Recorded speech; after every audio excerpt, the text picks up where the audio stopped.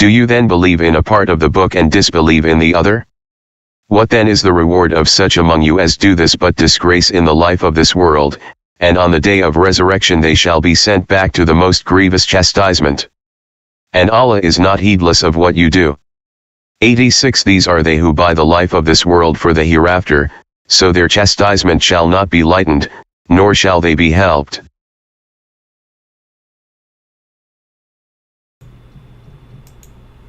These are the liars. Assalamu alaikum, brothers and sisters. Sulaiman Rahim here, Master of the Covenant, break of 7 seals. These are particular liars they're talking about. Oh, there's more. These are the worst of them. There's a grievous chastisement for these. And we're not talking about years away. We're talking about this year.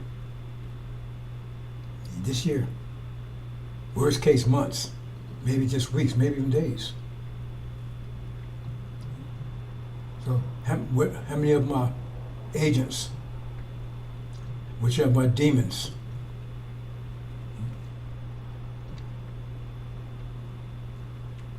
What are they? And we're going to look into this in a minute. We're going to look into this process and try to get some sense of it. What's going on here?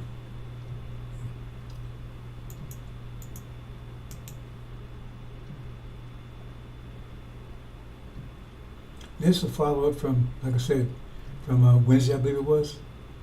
So I said it's going to take all week to present this entire presentation. Probably take a couple more days into next week because other things I want to address and I don't really get to all of it. So I want to address a couple of things today in particular. The brother says all about energy management.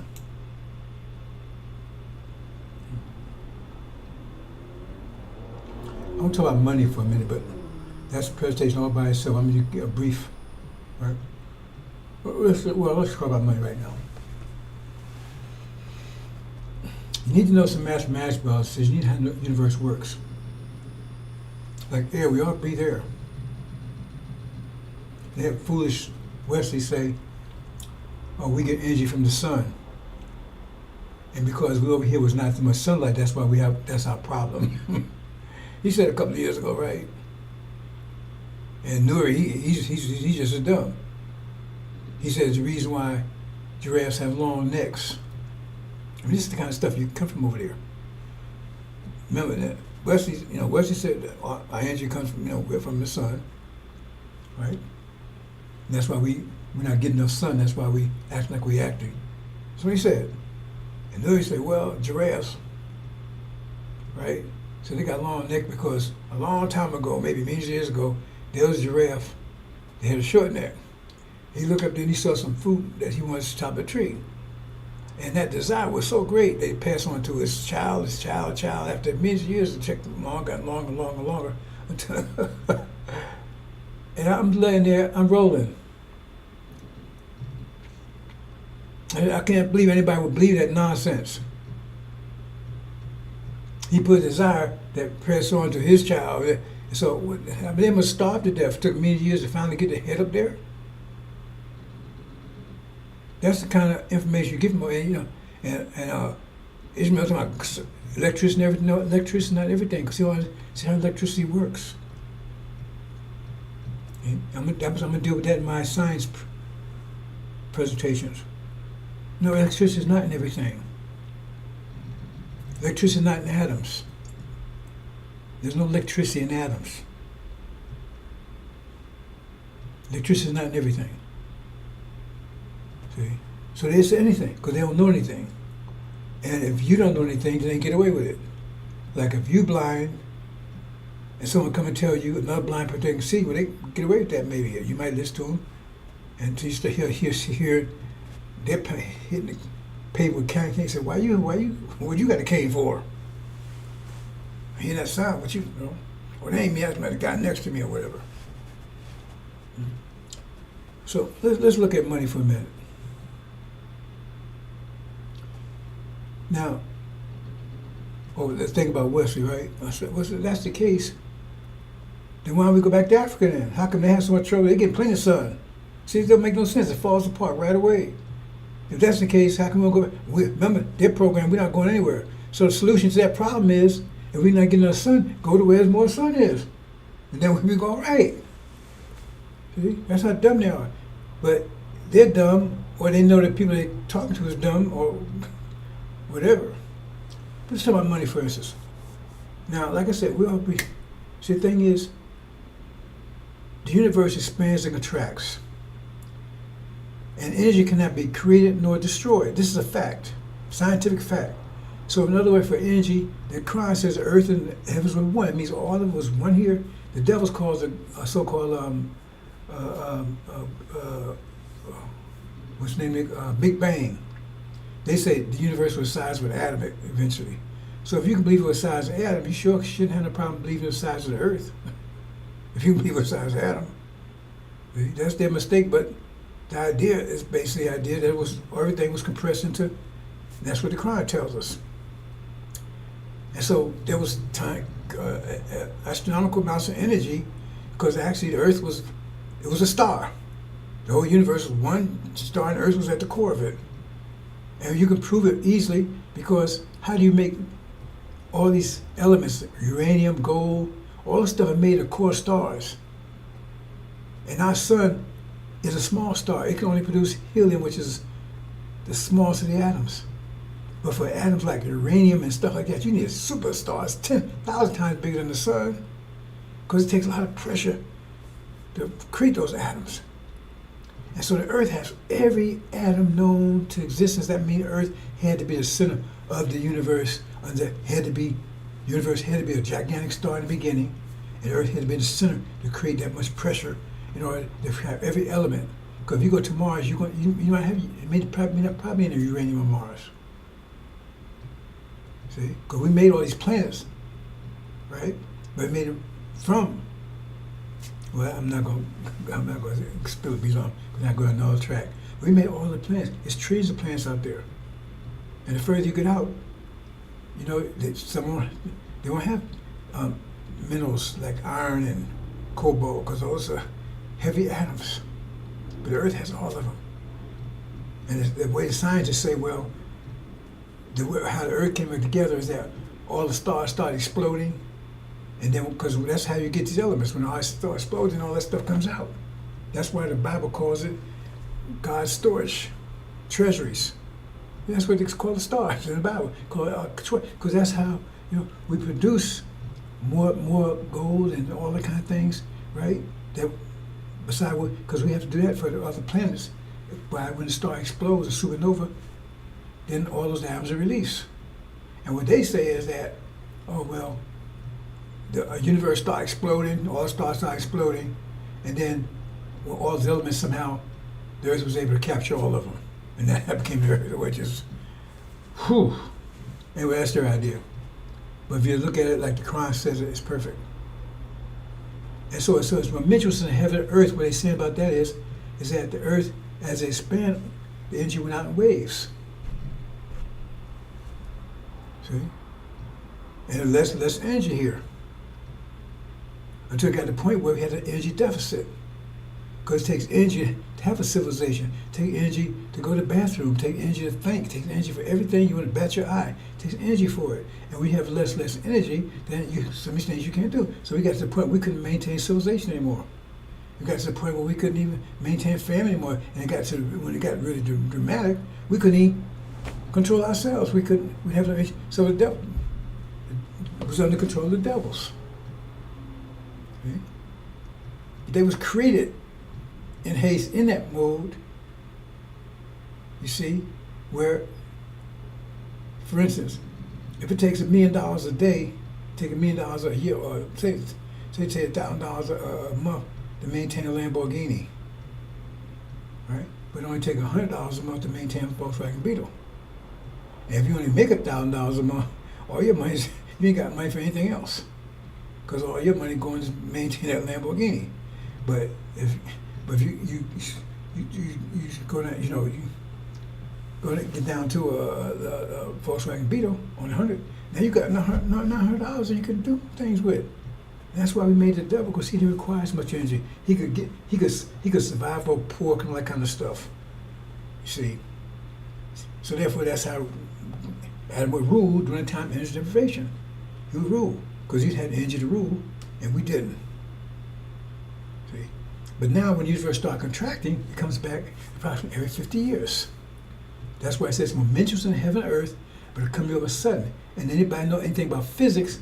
No, that statement in the Quran right there tells you Earth has to be the center of the universe.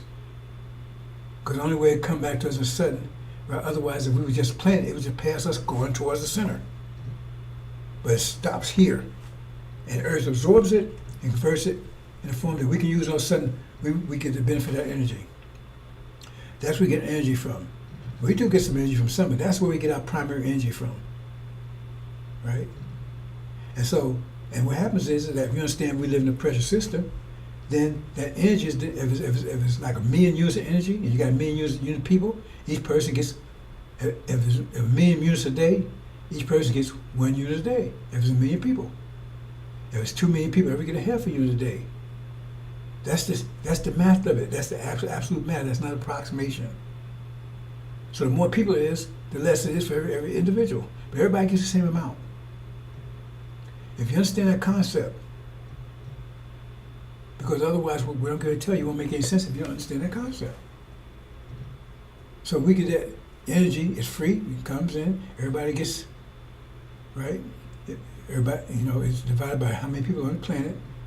And right now, that's why it says, after this war, it says only be a few people left on the planet. What does that mean? That means if there's a million people and a million units per day, everybody got a unit, right? What if you get down to 100 people? Wow. What's 100 divided to a million? That's 100,000? That's 10,000 units you're getting a day. So you're getting a unit, getting $1 a day, now you're getting $10,000 a day. Look how much you're getting. See that? This war is going to cut down the population, so what's left going to be highly energized. That's what it's talking about. But see, money is dealing with another issue. Now, you get that. That's free. It's coming. It gets, no matter you wicked, evil, whatever, reigns to everybody. Everybody gets about energy. Now, how you manage it, that's the difference. Because you got a certain quality. So everybody get it into quality they want to give it, because if you like chocolate cake, well, you're going to take and use your energy to make a chocolate cake. If you like vanilla, you're going to see, that's the quality part of it. You see? But it depends on how much energy it takes to make a cake, and how much energy that cake is worth. That cake is energy, your energy. So all those things, you have to factor those things in. Right? Okay. So Adam's rule was, see, because we won't have money in the hereafter. You see? Money is a weapon of control. Okay. Now we get to energy, but now because of who we are and how we are, we need a certain quality of energy. We need to eat. You got $1 million, you have no food, you're still going to die. I can't eat $1 million. So you still need to eat, you still need to drink, and certain things you need to do to survive. Right? Okay. So you need to breathe. So what if somebody took control of all the air? What if somebody took control of the air? Then you had to go ask them, hey, can I breathe? See what I'm saying? If they had a way to control all the air, it's like water. No, buying water was unheard of when I was a child. Nobody didn't buy no water. So what if somebody bought all the water? Now you want water, you got to pay for it. In fact, you do pay for water now, don't you? Well, maybe when I was a child, your water bill maybe. But I'm saying bottled water and stuff. But somebody had control of water, you got to pay them for it. See, when we was at home and home before we got here, you had to pay them. Water was everywhere. You had wells, you had lakes, ponds. You had to pay anybody for the water. But if somebody had control of that lake, you guys say, well, you can't. You got to pay me. You want that? So they might pay me. Okay, you got to do some work for me. You got to give me something. So if you don't see, you got to do something, And I got control of water, and I got control of food. So you got to work for me to get some of this food, right? See what I'm saying? So now, a control. But by using money, they say, okay, you work for me. You don't see this is how they make high level, at least in their mind. Okay, instead of saying you have to work for me to get this water. See, they say, okay, I got control of water. I got control of food. I got control of lumber. If you want a house, I control all these things, right? So if you want that, right, you have to come work for me, and I'll give you. And the only way you can get these things, you got to pay for them. You got to pay me. You got to pay me for these things. See? So you come over here, and then that's how I give you money. Now you can go over here, get water, you can get food, you get these things. See? And you have to work for me to get the money. You have to work for me to get the money.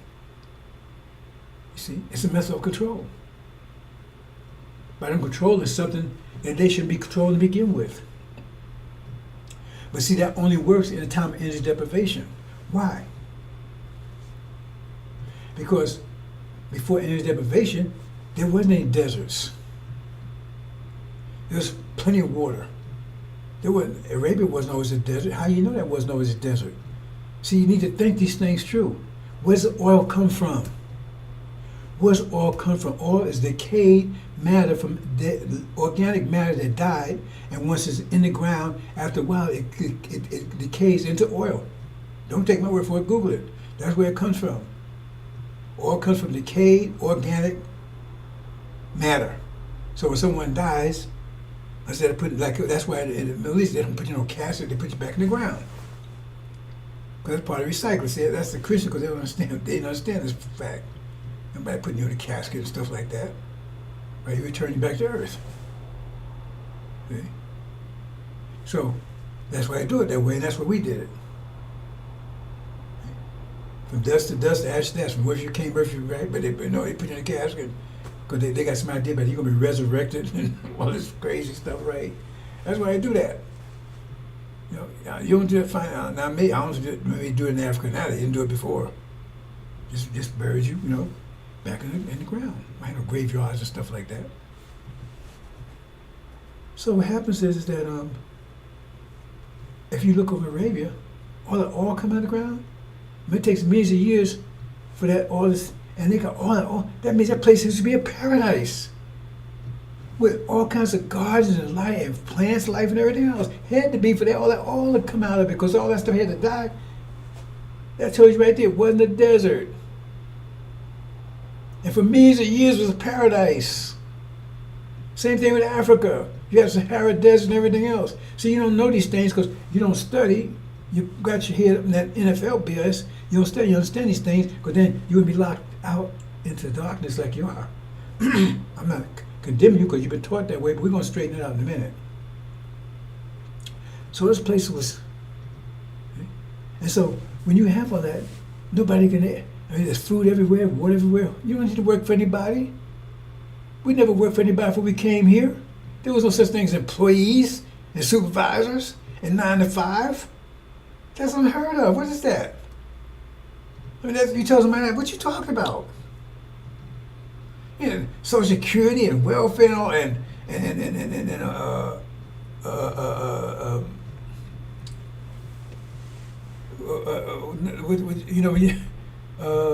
whatever take care of you when you get old and that kind of stuff.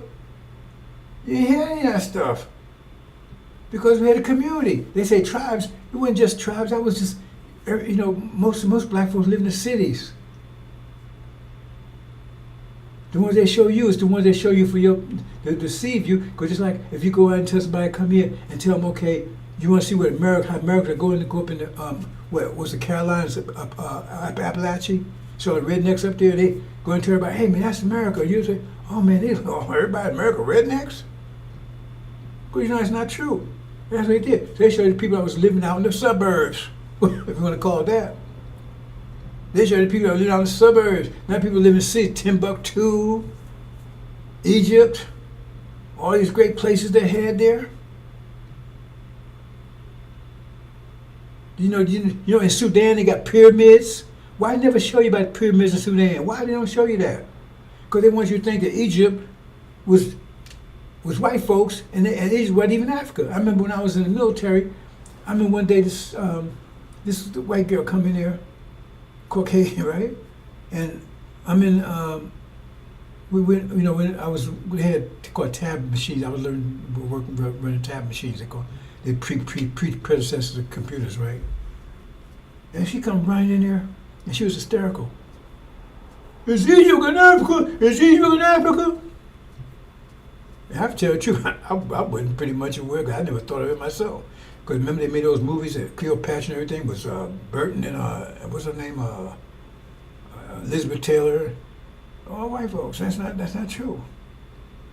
But because people thought Egypt was someplace else, because Africa was a dark continent, it was evil, and she was hysterical.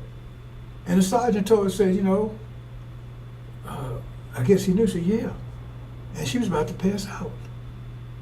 But somebody told that, and I could identify that because that's the way when I was growing up. I'm 76 years old, and you know, that's not the way they presented it. You see, so because Africa was animals, cannibals, and all that kind of stuff. So then, if Egypt is in Africa, there had to be an anomaly. So it had to be white folks that were living in Africa that built the pyramids and everything. You know, I don't know if you know stuff about Napoleon, but you know the Sphinx had no nose. You can document this. When Napoleon went into Africa and saw a Sphinx and saw a uniquely African nose on the Sphinx. That's why it doesn't have a nose. Look at it. Because he took, and this is a fact, he blew it off. Because everybody was told not, that was a clear sign that Africans had built this thing. Why would they build a big thing that looked like, if there was white folks, look like African? So they blew the nose off. Because that's the whole idea. They didn't want you to know that Africa had a great civilization and everything else. Timbuktu was one of the greatest universities on the planet. It was the greatest. They want you to know it. They want you to know the Moors ruled Spain for 700 years. Who was the Moors? They were black people. Black Muslims, if you will, out of Morocco. They ruled Spain for 700 years. Muslims. And the Mamelukes. I won't tell you about the Mamelukes either. They couldn't stop Genghis Khan. Nobody could stop Genghis Khan. He made it all the way to the shore of Africa, and Mameluk stopped his ass right there and sent him back to step and never came back again.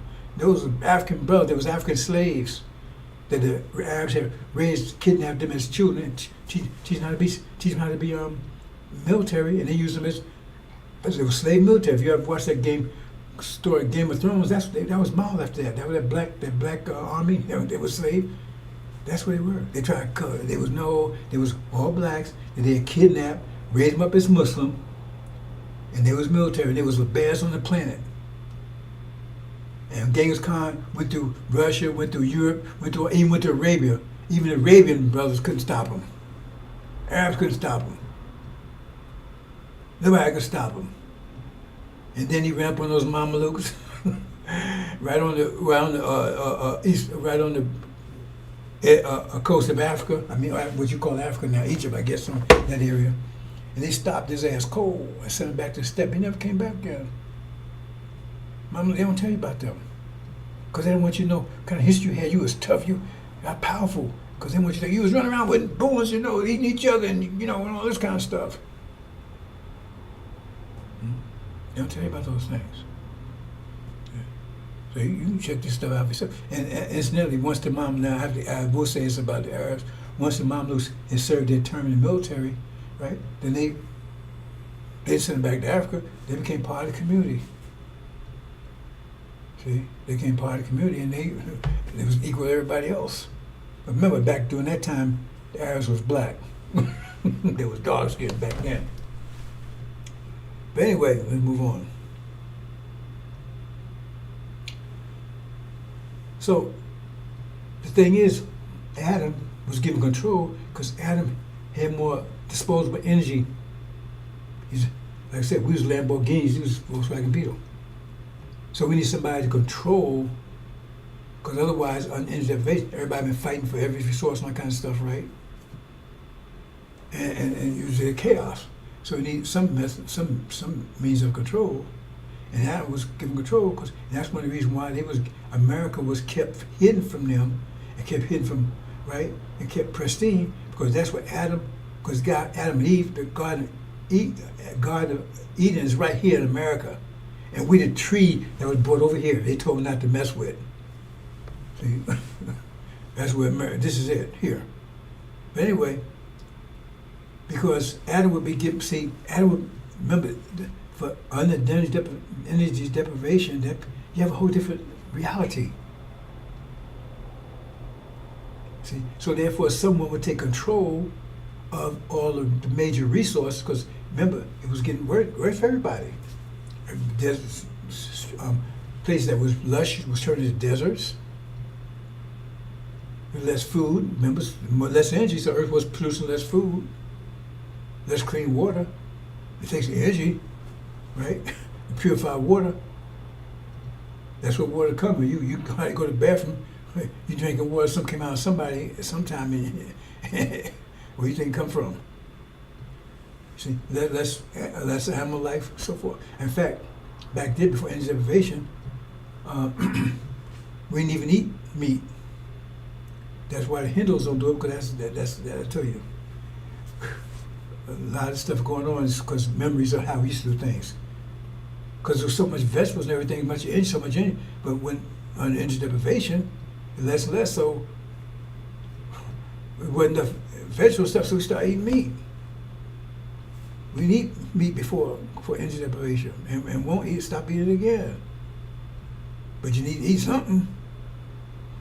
Because under energy deprivation, the worst part, not only was eating meat, they was eating shit. That's another story. But so, he had control of the main, the most, Europe was starving. Europe was a shithole. And they came over here, man, that's what Thanksgiving was for, because they saw so much food, in their life. And then they killed the Indians, or the so-called Indians, right, the natives, because they were starving. They came here, they didn't know what to do. And so they ran up on the natives, and they said, hey, here, they so much food. And they ate the food, then they killed all the natives that brought them the food. That's like cruel and cold out. Anyway, the problem is they got control of the world's resources, which was never happened before, right? And so now if you had to do what they want you to do. That's how capitalism came in. There was no capitalism before slavery. Check it out. All these things is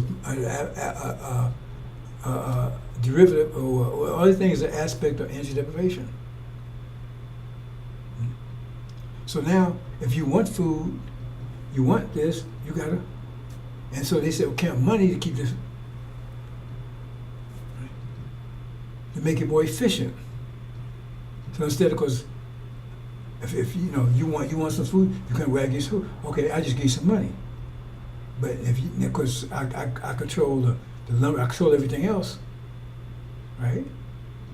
So it wouldn't make any sense if you want some food, you got to work for me. But you want some lumber, you go work for that person. You want some water, because somebody could do all that. So you just work for me, and I give you money, so you can go over there and buy this and buy another person. You got somebody else you work for them. You see, to make it more efficient. That's what it was. But it's a means of control. So the only way you can survive, you have to use their money, and they control that and what you have to do. Because now, instead of you living your life like you want to live it, remember, because you have to control your own. You have to bring your own paradise. Your paradise is a extension of your mind, who you are. If you got your mind, we have their minds. They give us their mind. But the problem is, it's just your nature. Assuming you your mind back. So if you like chocolate cake, you're gonna make chocolate cake. You're gonna make paradise. Paradise is when everything is like you like it. That's what paradise is. How can it be any other thing other than that? So everything is like you like it. But here, nothing's like you like it. It's like the devils like it. It's like they like it. So that's why it's hell for you, because you can't do things like you, because you have to work for them to get the money, and to get the money to buy the food, which they tell you what kind of food you can buy. And some extremes, if you're on Section 8 and welfare, even more control. You understand what I'm saying? That's what money is. It's a means of control. So in other words, because they can't control how much energy you get, they control the quality of it.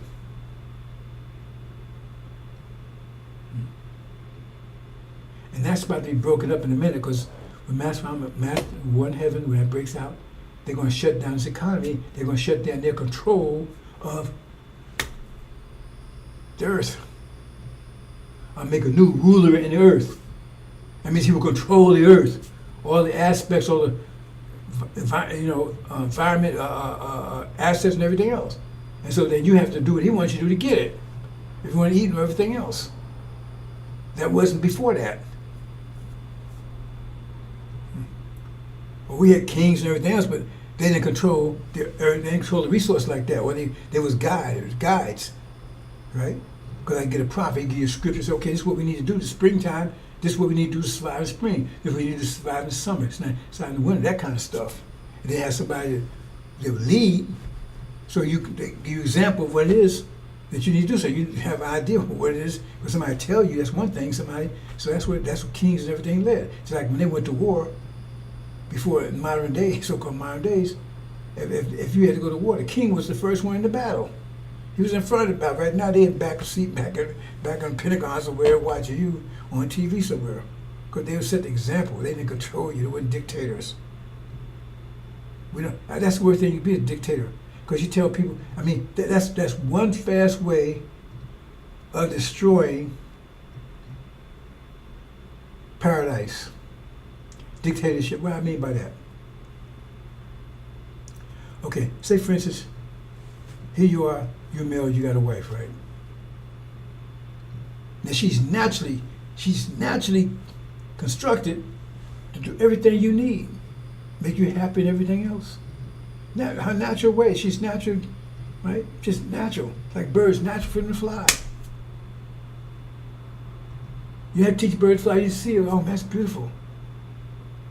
But now you want to be a dictator, tell her what to do. Well, now you telling her to be like you want her to be.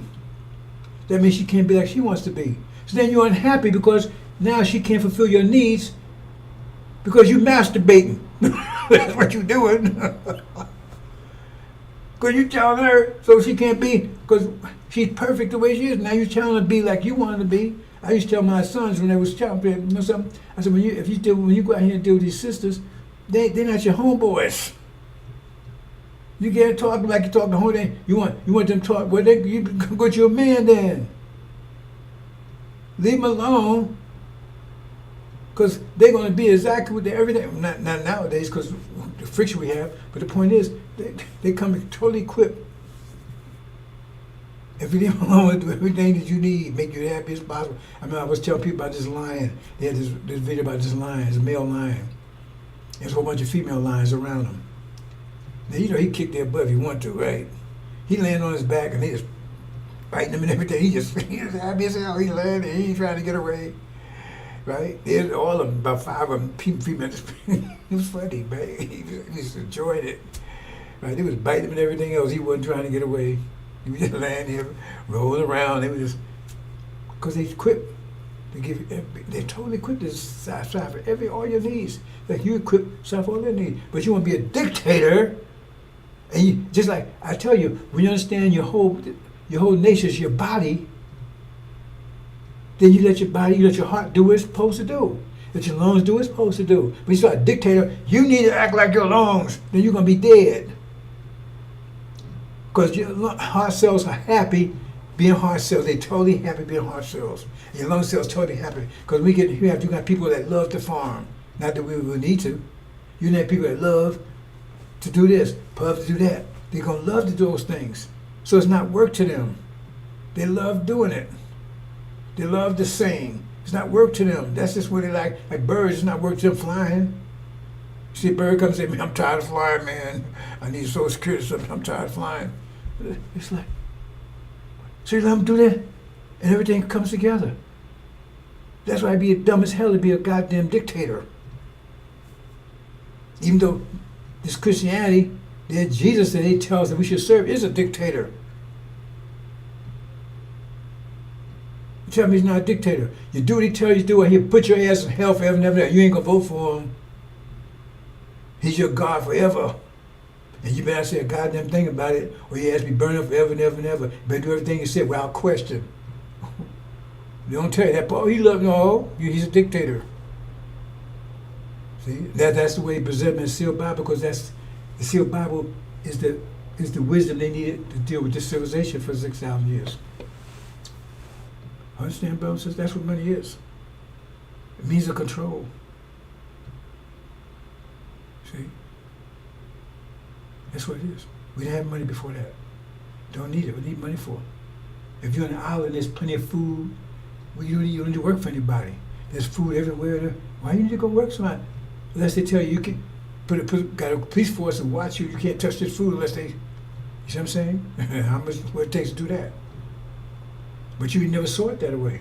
Oh, I got a job. You're still a slave. Still slave these devils. So if you understand that, then what's the solution? Get the hell away from here. But Farrakhan said, no, you stay here. We're gonna stay here with these devils. So I just gave you a brief understanding of money. I hope you understand what it is. This means it means to control our quality of energy. And so we think energy is coming from them. It's not coming from them. It's free. But you still got to eat and stuff like that there. So therefore, they control the quality of it. They say, control the food and all that kind of stuff. You got to go to them. But then, when there's plenty of food and plenty of water and that they can't control, then you don't work for no more. You don't listen to them no more. You don't have to. You don't need any money. Just go get some water. Go get some food. You don't need any money. You don't need a supervisor. That's what it was when we came here. But now you're a slave here. You don't even realize it. But see, that's falling apart now. This economy is about to be totally destroyed. And that's another problem they're having right now, because since everybody's more energized, remember, energy deprivation, you got the lowest point. Now energy started increasing in the 1860s. Every 50 years we got an energy wave. And I can document every 50 years we can get more energized. So all the nations being energized too. So they have America have less control of them. Their money's not worth. That's why it's this thing about money now.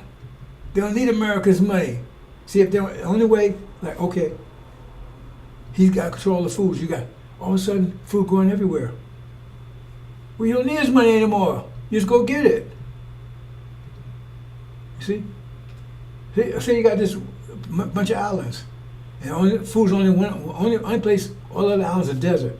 And it's the only island where food is. So you got to go over, you got to do whatever you tell you to because he control the food. But then you find there's food growing on all the other islands. You don't have control of it. You want to stay here, you want to go to other islands. Then you're free. You ain't got to buy no food. You ain't got to drink. You got to pay for any water. You got to pay for any lumber. You got to pay for anything. You get the hell away from him. And so if he wants to he's a dictator, wants to take control of you, what? Then he going to go, I'm going to make America great again. I'm going to take Canada. I'm going to take Panama.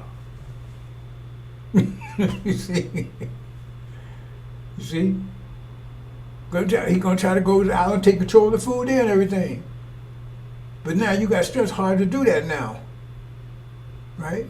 Because you ain't got to get food from him to fight him with. You got your own food. So when you come over there, you energize because you got your own food. You're going to protect it. So now you got a big war in his hand because he's used to controlling you. He's not controlling you anymore. Because now there's food everywhere.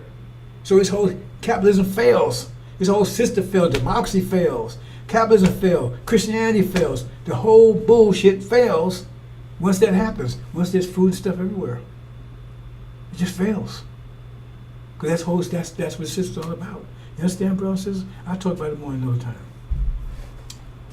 But see right here. Now I put this little clue note here.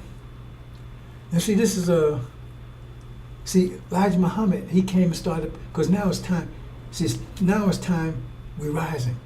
Okay, I'm not going to get through all this because I want to put this together for you, brothers and sisters. Okay. 1860s. That's when we start the first positive energy wave. Before that energy was going away, but now it started coming back. Right? So 1860 we started energizing. That means it's hard to control us. Right? That was so-called civil war. Right? So war wasn't about freeing us. So it was about keeping control of us. They was losing control. Because that's the industrial age. See, in agricultural age, the industrial age means you got more energy stuff, more stuff. See, in agricultural age, everybody had to farm. That's why here, if you don't have to farm, because there's so much energy, so much, the soil's so rich and everything else, you ain't got to do any farming. But in agricultural age, That's part of energy deprivation. You got to farm and stuff. You got to force the earth to. That's what farming is, forcing the earth to produce. But plus energy, you don't have to force the earth to produce anything. You look at apples, oranges, and all over the place. Vegetables, stuff. When they came over here, most so-called native tribes didn't do any farming. America still was pristine, that's why we reserve for Adam's rule anyway. Right. So,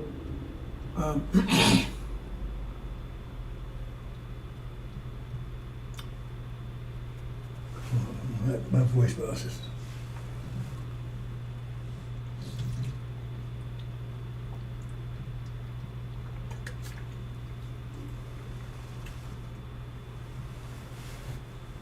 So 1860s. Okay, I'm gonna have to. Okay, I'm not gonna get there. Where I'm gonna get to that bounce. I'm going to give you this first. So the thing was, it went to industrial age, and all this stuff comes from us. That's another story together. It's creative stuff. But anyway, so they didn't need you on the farms anymore because they had machines and stuff to do this type of thing. And so what was happening was, the slave master still wanted to maintain control over you, because like the North was industrializing. And so they had plants. They were called plants, they were called factories. Now they're called plants because they was like plantations. That's where it came from. They got wise, so they don't call them plants anymore, right? So what happened is that slave master would take his slaves, right? Because he couldn't compete with the North, right? So he'd take the North slave and send them to his plants. Now that guy, he owned his factory, was a plant, right? Now he said he got to pay now maybe $1. There was a lot of money back there, but I just talked in today's terms, right? So okay, they had to pay $15, $10 an hour for the devils to work in the plantation and in the factories, right? But slave master come and say, well, I'll let my slave, he can work $5 an hour, maybe $3 an hour, because they won't get the money was going to him. And they was going to work hard, they wasn't going to get no lip and get whipped and everything else, right? So the guy said, hey, well, I got to give you 10, but I just got 3. That's what he was doing. There's slaves in there working in the factories. Wouldn't work in the fields anymore, working in the factories. And so the devils got mad because they said, we can't compete with this because we want those jobs. You see? And so they tried to make an agreement. They said, okay, because they still hadn't got past the Mississippi yet. They were still on the east side of America, right? The America. They said, the new slave states, we move further west, we'll stop slavery. You can't do this, right? Just keep where it is right now. So therefore they couldn't do that because they had no slaves if they moved to Texas, all kind of place like they did, right? And so they said, hell with that, I ain't doing that, slaves. You can't tell us what to do. We're states. We got state rights. That's what the war about. They tried to work it out. They couldn't work it out. Then the Confederates went off and forced something someplace and started. And that was the fight was all about. They went, and there was no idea about freeing you. They just didn't want to compete against you. That's what's happening in China right now. A lot of slave labor over there, that's no story together. They couldn't compete against you. That's what it was all about. See? And then after the war was going on, the North was losing, right? For whatever reason, it was losing, or it wasn't winning, whatever. Still, so somebody told Lincoln, well, if you tell these niggas that you free them, then they'll come and use them to help fight the war. And yes, they did. It wasn't about freeing you. The Emancipation Proclamation came later on after the war started. And so they got your uniform and they was ready to beat the South. And when they got it, after the war was over, they put most of the military, black military, in concentration camps to starving to death. That's a fact. Because they didn't have no attention to freeing you. Lincoln said, you didn't kill your ankle. They used you to help win the war. And right away, they started setting up unions, trade guilds, apprenticeships and everything else the North did, which they still exist in another place right now, to keep you from getting those jobs. Even if you're so-called free, you couldn't get them because you had I remember my uncle, right? Slave name was McConnell on my mother's side. And he's the darkest person in my family. He was black. He was black. So he went to school for a mechanic, machinist, up in New Jersey, right? And they really racist up there, right? You don't really think of it, but they are. So his last name is McConnell, right? So you got the only way you get a job as a machinist, you got to go to a union or apprentice, whatever, right? So once he got his certificate or whatever he got, right? He wanted to get a job, so he had to go to the union hall and get a job, right? Everybody looking around, where we come from, right? And so he got selected by his Irish company, McDonald. And so, remember, because they just pick the names off. Okay, this guy, he's got the qualification, right? He showed up. Who are you?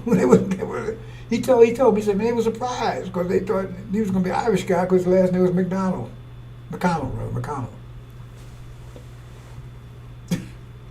Because still got those things going on now. That's what I said about it. So they ain't do it because the Civil War wasn't about that. Anyway, the bottom line is that go check out when blues started. Blues started back in the 1860s. So I keep telling you, music, we are the gods of the universe. And the music reflects our attitude. Music is vibrations. And motions and vibrations. And we affect the air, we affect the atmosphere, but you don't realize it. Elijah Muhammad taught that. We said we don't know how we do it, we don't know we're doing it. Because we haven't done it ourselves yet. So that's why the blues came out, because we had the blues. We didn't know what the hell to do. The blues ain't about energy, the blues about what do we do? It was confused, didn't know what to do. We come out there and all of a sudden, we have nothing. They kept from working. They was putting us in chain gang. Laos ran back to master, said, can I do sharecropping? That's why the blues came out. They will have 50 years later. Go check it out. Then people come in, they came with some knowledge, like Marcus Garland, there was Afrocentric, talking about Africa. We ain't know about no damn Africa back then. You had Noble Ali, Master Muhammad. They showed up, and so now it was jazz, started getting jazzy. See? New Afrocentric.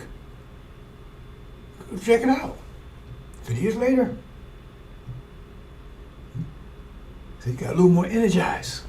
So emotions start changing. And then 50 years later, what? The 60s. 1860, 1960, right, that's 100 years. 50 years later, from the 20s. Rock. Motown sound. Say it loud, I'm black and I'm proud. See? Got Afro. Energizer. You see the connection? See, we was talking about Afrocentric back in the 20s. Afrocentric, right? Oh, yeah. Get back to Africa, Market Garden, that kind of stuff. Jazz. Now, more energized song, right? Motown sound. Rap came out of it, right? Afro. More energized.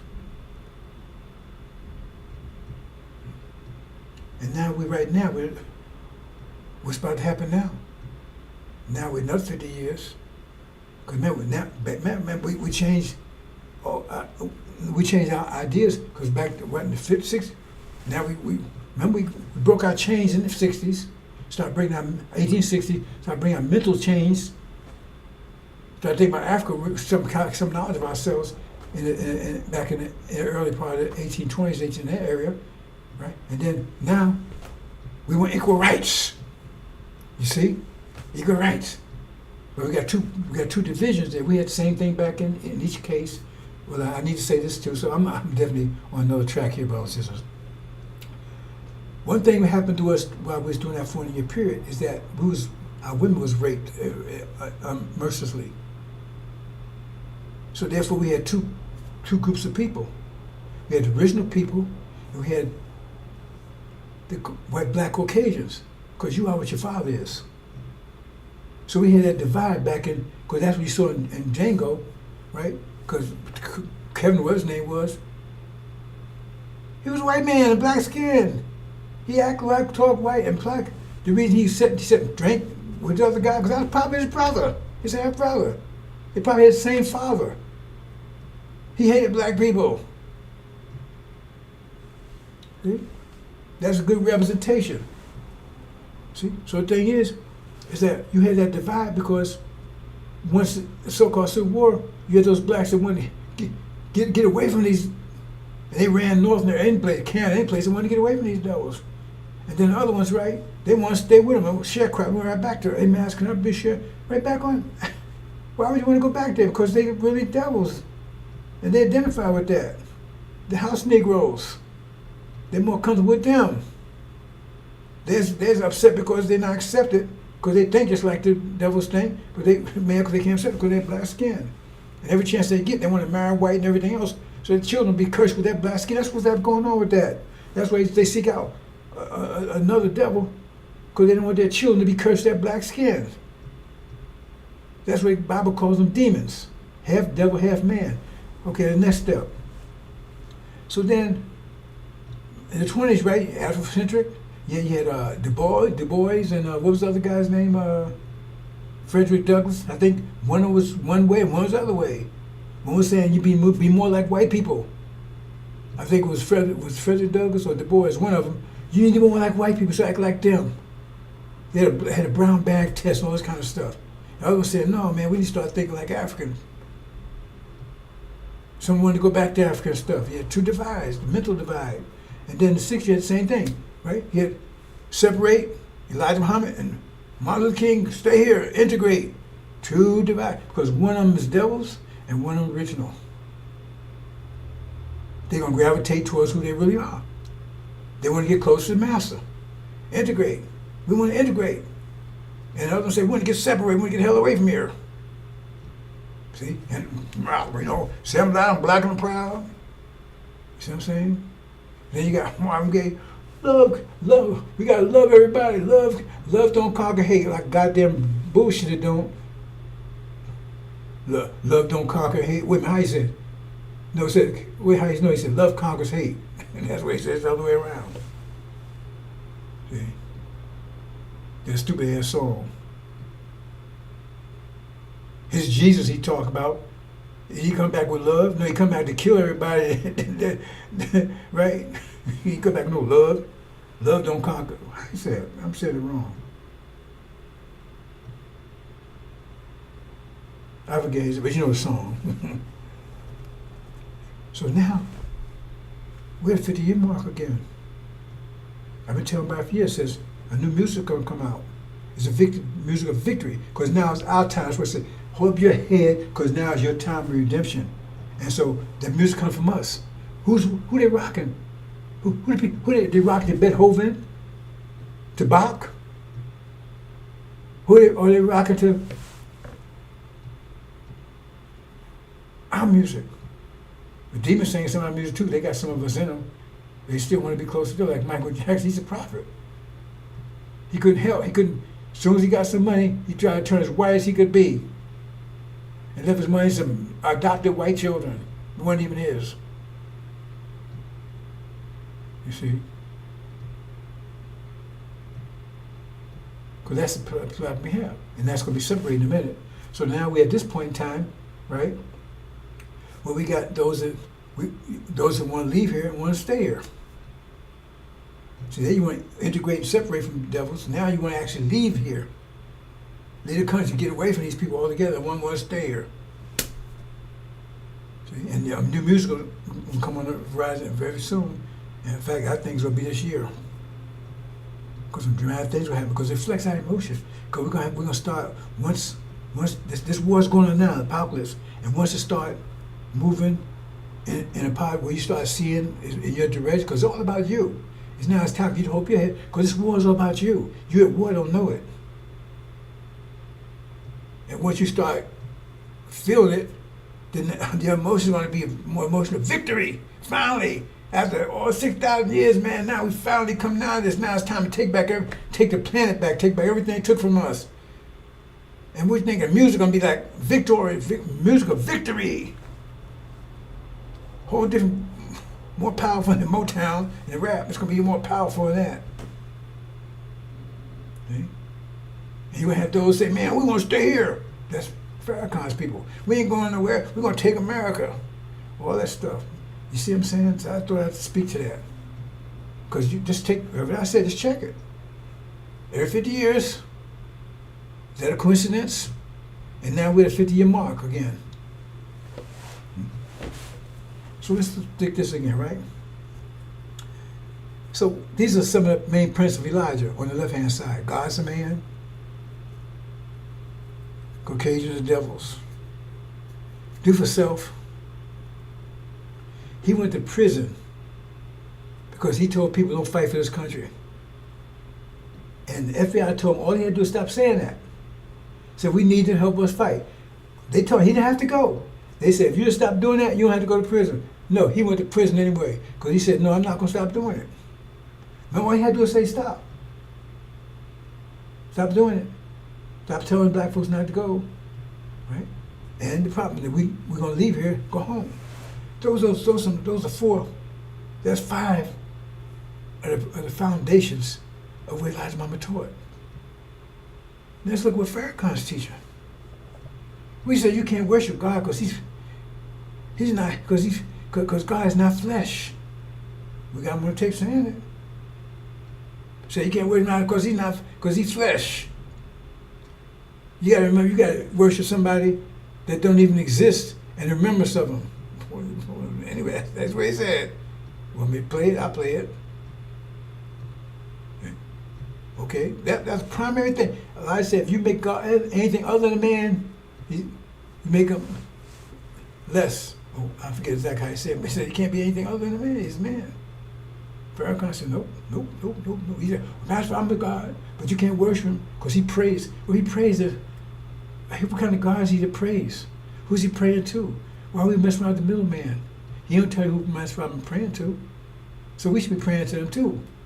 He won't tell you, remember he said, Master I'm in praise, he won't tell you who he's praying to.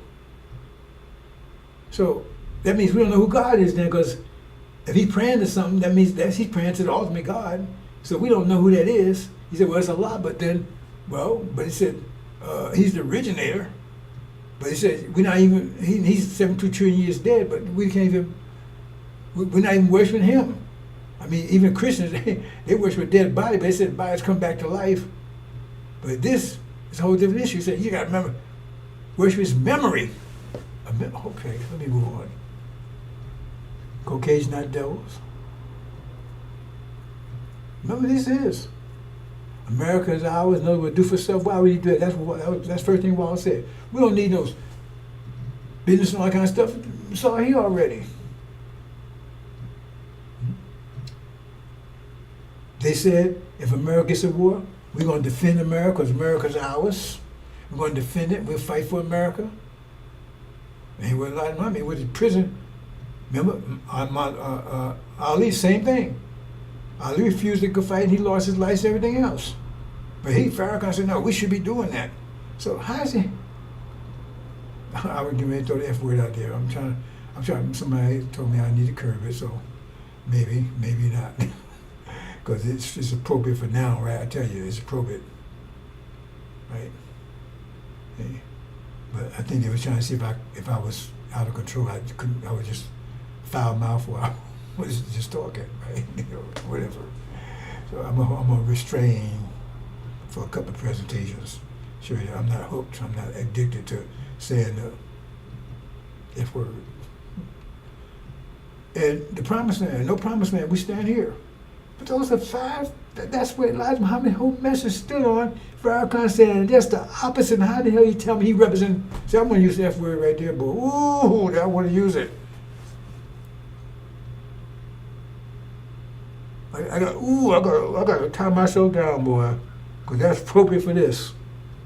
Honey. Let me catch my breath, brother. I tell you, I'm hard to keep hold that promise. I said I wouldn't say it for a couple of presentations, but I'm about to break that promise. Because that's so clear. I was there. That's Elijah, message black man, everything speaks to that. What's on the left side, and Farrakhan saying just the opposite on the right side. He telling you that he's speaking for, that he's representing Elijah Muhammad. And so anybody that's telling you that the agent, the demon, were total idiots. That's clear. And tell me I'm not, tell me I'm lying. Well, I got the tape. Want me to play it for you? Oh boy, I really want to say that word. That's appropriate for this, boy. Oh, it's appropriate. I'll be nice. Well, I don't know if that's being nice. Right? Okay, let's look at this. So I'm not going to have to cut it short, but I'm going to give it down to give today, brothers and sisters, because I tell you so much, and I want to, you know. So here's look at this here. Here's the Abrahamic covenant, right? You got the vision part and the covenant part, right? Know of a surety that thy seed shall be a stranger land that's not theirs, and shall serve them, and they shall afflict them 400 years. And Farrakhan talks about this part. This part. Okay. But he don't talk about this other part. And that nation whom they shall serve will I judge, and afterwards they shall come out with great substance. So I'm not getting to that, but I'm going to get to the next part here. Okay. Now he don't talk about this part. This was Elijah's foundation right here. Until I see, and remember, this is, hold on, me. See, this is not some other book in the Bible. This is this down to 16. Okay, I left out verse 17 because this is verse 18. So it's verse 18 is, so I put an ellipsis there. That would be verse 17, right? So here's a. And the same day, the Lord made a covenant with Abraham, saying, "As I see, have I given this land from the river Egypt to the great river Euphrates." That's Arabia. Now Farrakhan never talks this part. To thy seed. To thy seed. He had to be seed Abraham. Previous. No, should thy seed. See, in some churches they try to make a descendant. The seed. Farrakhan's not Abraham's seed. His father's the devil. He admits it. So it doesn't apply to him. That's why he don't care about it. And that's why he tell you that we came over here not because we submit to Adam, because we're sinful, was wicked. And that's why I don't speak the other part, because why would you reward somebody all this here for being sinful and wicked? It didn't say it was conditional. You said it's nothing conditional here. There's nothing conditional about this. This is what will happen to you, and this will be your reward. The only condition is you have to decide whether you want that reward or not. But it's not conditional. God said, well, you got to do, no, he didn't say you got to do a damn thing. You go through this is your reward, and they're going to be judged for what they did to you.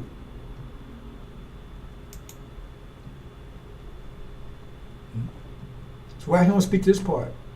Now I said begin those being part of the book, display the other. Okay, look at this, brothers and sisters.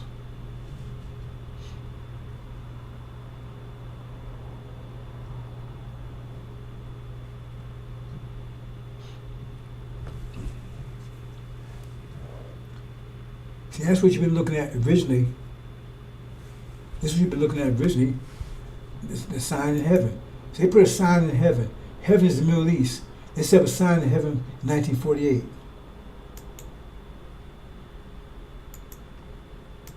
They put a sign in heaven in 1948, this sign. And that sign you've been looking at. And so that sign confirms that you are Ham, you cursed God, you're supposed to be a slave forever. And so why they call Abram instead of Abraham in that? Because you're the seed that will be lost. They would call the seed Ham. That's what they call us, Ham. There's no story together, brothers and sisters. Right? So, hold on, brothers and sisters. I need to turn some light on here. Like Darth Vader or something. Hold on.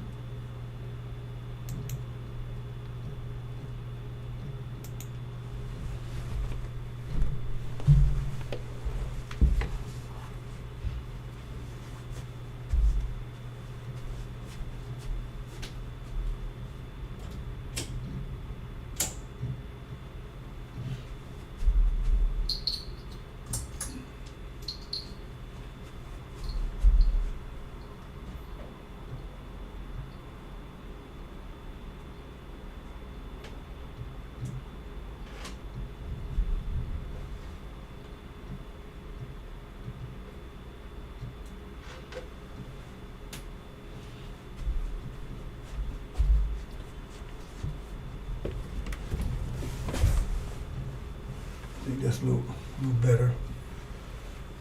Check it out.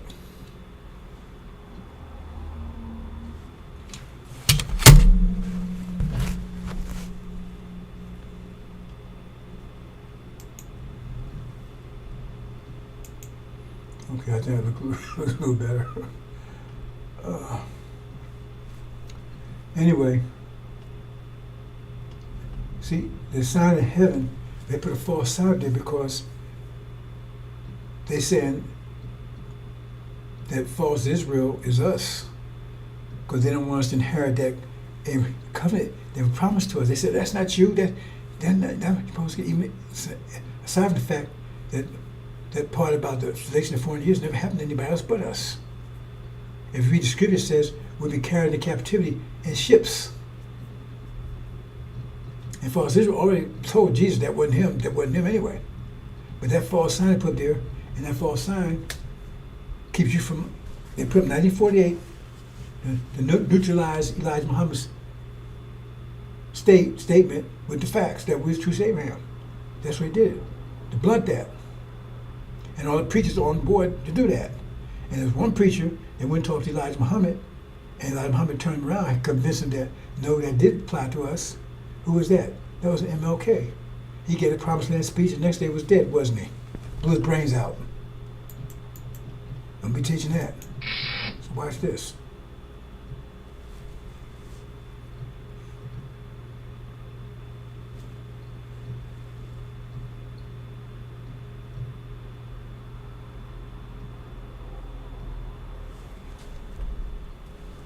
Let me make an adjustment on that, brothers and sisters.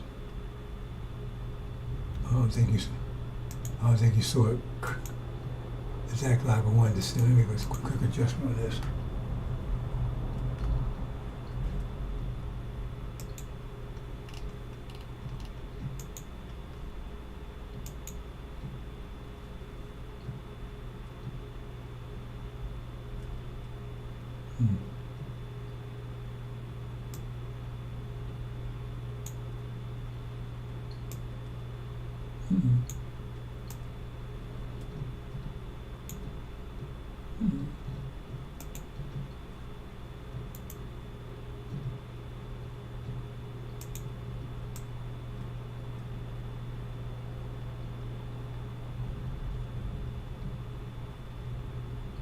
Let them do it like this. It's more effective.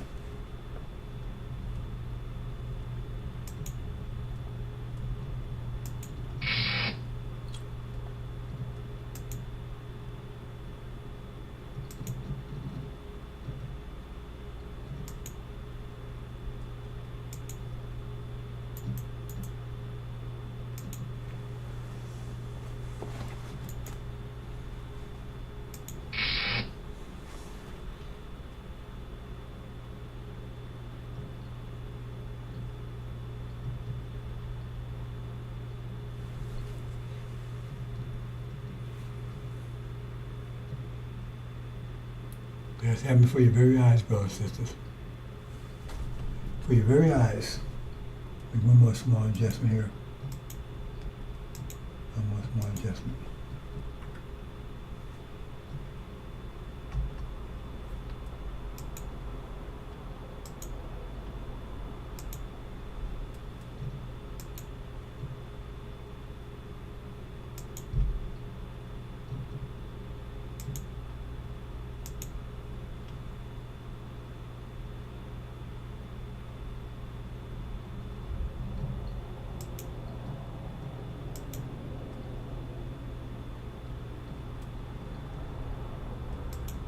Okay.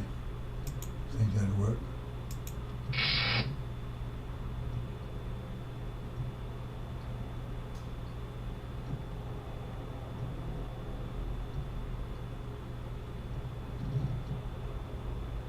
Yeah, that's better. Okay.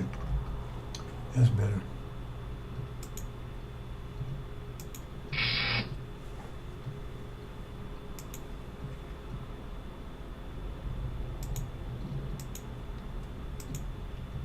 I should really get the point here. But this is happening right now. This process is going on right now.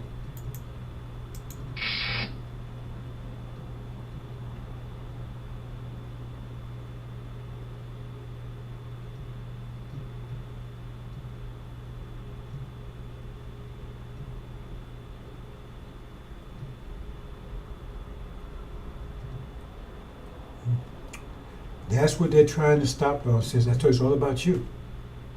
Because false sisters will go around, then you're going to see that, no, you're the true seed of Abraham. And that's going to be unifying. Visions unify people.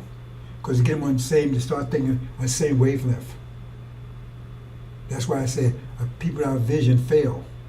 I mean, perish. People without vision perish. So we don't have a vision. Ask your people over here at Farrakhan, what's your vision? People at Farrakhan, if you get your head out of his ass, what's your vision? Well, I thought the vision you got right now, that brown stuff you see up his ass, that's not chocolate. It ain't honey either. That's not the vision you got. The vision looking up his ass. Because you have no vision with him. We stay here. Do what? We're going to get 6, 7 states he claimed that he's out of commission. You heard from him over last year? I told you a year ago. I got the press out there. You're not going to hear him anymore. I said, he's incapacitated. And all of a sudden, he ain't around. You ain't heard almost a year. I told you in advance. How did I know that? You'd like to know, wouldn't you? Maybe God speaks to me. I got it out there. It's out my presentation. Before he disappeared, I put out there, says, he's about to disappear.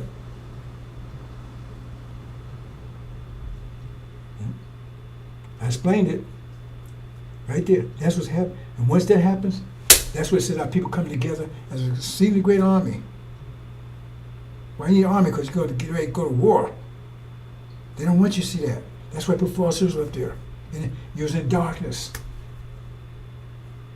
See? Let's go one more time and then move on, brothers and sisters. See? You was in darkness. That's the only light you saw. And didn't speak to you. It didn't speak to you.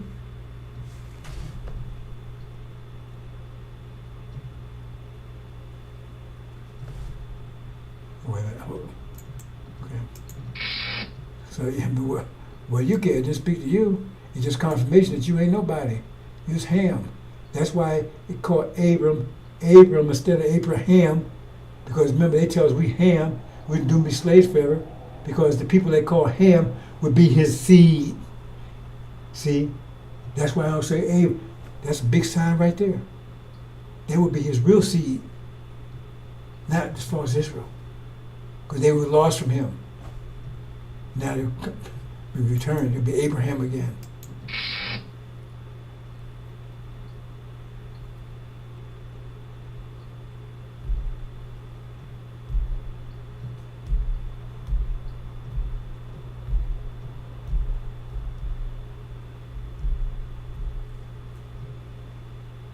That's happened before your eyes, brothers and sisters. False sisters are going to be taken out. That war is not going to dissipate. It's not going to tone down. America's going to be involved pretty soon. This war is going to last all the way up to the end of the year. It's going to be more devastating every day. It's going to get hotter and hotter every day. It's getting hotter now, and you hear the lies are going to be off the page. False sisters are getting their ass kicked. If they was doing so well, why do they need America to get involved? Why is America going to get involved? Because America doesn't want you to see that. They put forces up there to keep you from uniting. I mean, having a vision of unity. So keep that two-dimensional mind you have, the mind they gave you. Because if you realize you're that, you're not going to put up with this bullshit anymore. You're not going to put up with we ain't going nowhere. You ain't going to listen to Abraham. You ain't going to listen to Farrakhan anymore. We're not going anywhere. Right? We're going to stay here with the devils. If you don't get 6 states, how come he's not prepared? He knew he's going to these 6 states. He claimed that you're going to get. How come he's not preparing you for? How come you have universities or some kind of schools preparing you for being electricians and all the stuff that you need to run it? Because once you get there, you're going, oh, Master, would you come over here and run electricity for me? Will you come over here and set the gas for me? Is that how it works? It's all bullshit. He's one of them. That's what they don't want you to see. This was happening before your eyes. Master Muhammad's going to put that sign. He said, you're going to see a sign of the Son of Man in the heavens. You're going to see a sign of the Son of Man in the heavens. That's it. That's when you're going to come together. All the nations shall mourn. They're going to mourn because now they know false Israel is going, you're the true seed. And you know it. You're going to see a sign of Son of Man in the heavens. All nations will mourn. Why all the nations? Because they all been had a foot on our neck. Some worse than others. It's a sign of the Son of Man in the heavens. For as Israel goes down, that means we have to be true to Abraham. That's unifying. Coming together, streaming the great army. All the nations will mourn, because now, streaming the great army, that's going to kick ass. All the way back till we get home. Take our land back. That's our land. Oh, man, we go into the sand. What are they doing? They build like crazy. They build mansions and all kinds of stuff. The Bible says we go back to homes we haven't built. Mansions we haven't built and stuff. Because they're building for us right now. Farrakhan, he tried to get around that. Hey, man, they're going to have a war. They're going to burn. No, they ain't going to. It's not going to be a nuclear war over there. It's not. The building's not going to be torn down. When we go in and take it back, we're going to fight in the desert. And we're going to take all that back. That's just temporary. We're going to live in those until we take and start rebuilding everything all by ourselves. And we're going to, like the Bible said, we're going to blow that sand away. Sand has two purposes. First, that shows you that that place used to be paradise. Secondly, we covered it with sand. We left out of there because we knew it was coming back. Because we knew nobody messing with our soil and everything else. But that's why we gave them oil as a technology to get that oil out of the ground. Because your drinking water is in the ground too. You know you got underground rivers. Did you know that? Check it out. Underground rivers, that's where you real drink water. Drink water can't come from the ocean. The water comes from the ocean, and the rocks and all that stuff pass through the rocks, and it purifies, it cleans it. Aside from what the sun does, but all your drinking water mostly comes from underground rivers. And right now, because of millions of years of building that oil up, they was about to mix. Because you got underground rivers of oil and underground rivers of water. And they mix that poison out our water supply. So we said, okay, give Adam a technology that requires oil. So he's getting oil out the ground for us. Well, this is beautiful when you understand it. Let's move on, brothers and sisters. Going home. I'm going to lift your head up. Temperature is 9. And this dam is about to break. What's this dam? That's the grace period. Because all this shit they've been doing to us for all the, not going to say that word, years. Whoa. Right? That's the only thing I love about the English language, because I can say that word, because that really speaks to what the hell they've been doing to us. But I'm being nice. Right. So it's a Smith, just take it. They kick your ass, they punch you. And our sisters, they took the worst of it. They raped us too, but they raped them and then made them have to carry their devil baby for 9 months to give birth to them. Some of them grow up and piss on them. You ever had a sister where she nursed the baby and every damn thing as they grow up and rape her, beat her, whip her. That's how, their own mama.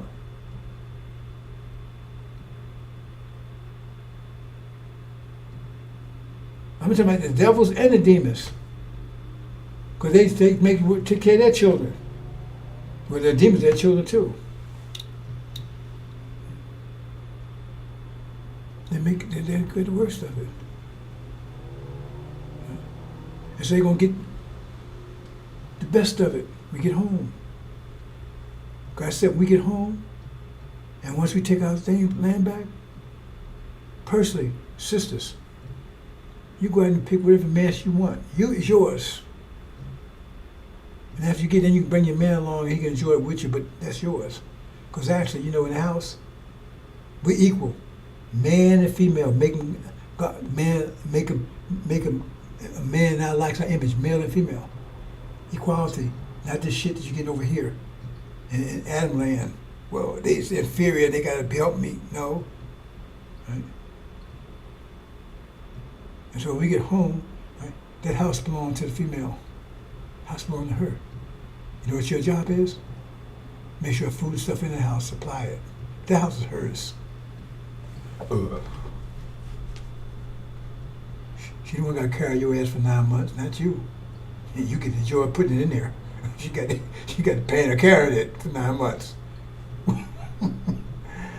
let's just get real here, man. Anyway, all that they done to us, that's why they had period of grace. They was pardoned everything else because it wasn't something the consequence of what they did. That's why they told us to submit. Just let's punch in the face, don't punch back. So that's what the grace period was. Who was holding it back, holding it in. But now the grace period is over. And Master Muhammad, since this war started, now it's time. That's why lift your head up, your redemption door is nigh. So, right, in a few minutes, right, it's going to hit you. That shock of the hour. That in the big, it says momentum inherit, all of a sudden, boom. That's when everything changed. All of a sudden that dam breaks. It said, do them as they done to you, double. Come together, a street of great army. See, it's about to happen, brothers and sisters. In a few days, this year. They're going to attack you first. When they see that sign in the heavens, they're going to know it's your time, they're going to come after you. So let's talk about this now. I'm going to close, brothers and sisters. See this right here? Let me see if I can get myself out of the way here.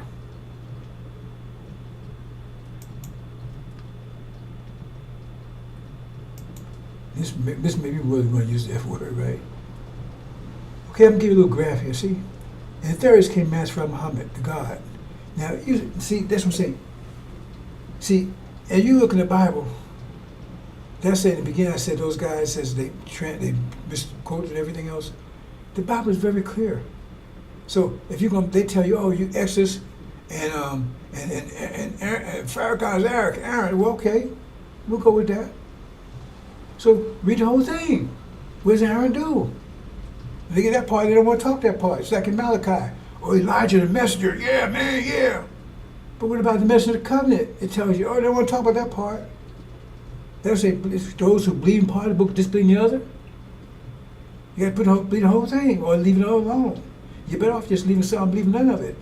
To say I believe in part of the other, because if you believe in the whole thing, then you can't go wrong. Because here it is, what did Exodus say? Exodus says, right, it says, the God will come, he raised up Moses or Elijah. Elijah would have Aaron as a minister, and then he would leave for about 40-some years. So it says, Aaron would take over. Now, in his absence, Aaron was nothing but a bowl of shit. In his absence. Let's see if I can do this. I mean, you don't really see me, but just make a little adjustment here. There you go.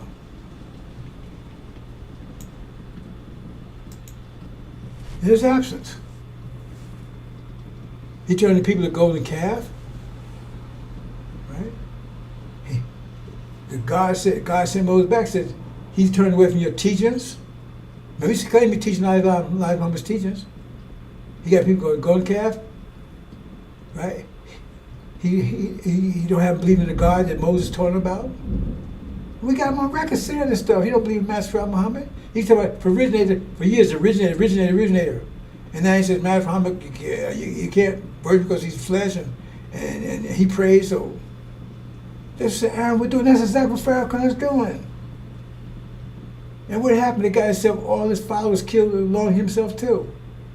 So it tells you that be God, then Moses, and Aaron would take over for some 40-some years.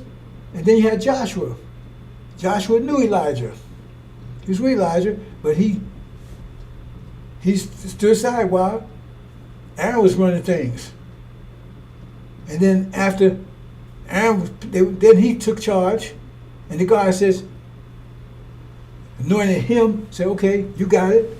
And so I'll be with you no matter. Said, nobody will stand against you, because I'm going to be with you just like I was with Elijah. Excuse me. He said, I'll be with you just like I was with Elijah. Why did he say I'll be with you like I was with Aaron? Because he was never with Aaron. In fact, he didn't like Aaron. Because he told Elijah, you don't need Aaron. He got mad at Elijah right there. Said, you don't need Aaron. Elijah said, I need somebody to help me talk. He said, you don't need him. He got angry with him. He just said, you got angry with him. Why you keep asking for him? Okay, you got him. But he said, I told Joshua and Jesus, same name. How you say Joshua in Greek? Jesus. How you say, right? Jesus, how you say Joshua in Greek is Jesus. I said Jesus in Aramaic is Joshua. It's the same name, it's just a different language. So it says, God told, I will be with you just like I was with Elijah. He said, no one will be able to stand against you. The messenger of the covenant, who talked about Malachi, who had to come clean up something. What he had to clean up? Why he had to clean up something? Whose mess he had to clean up? Mass Farrakhan's mess. Elijah? Well, it's Farrakhan's mess. He had to purify. Why had to purify the people? How did he get impure? Aaron. And Moses was so mad, Aaron, he tried to kill him. Even in the Quran, he was grabbed by was kill him. And he accused him, why are you what you doing? Why you do all this mess? Now look here, see, when Matt Farmer came, that's why people, they was zook suits and stuff. That's the situation, they didn't know about themselves or anything.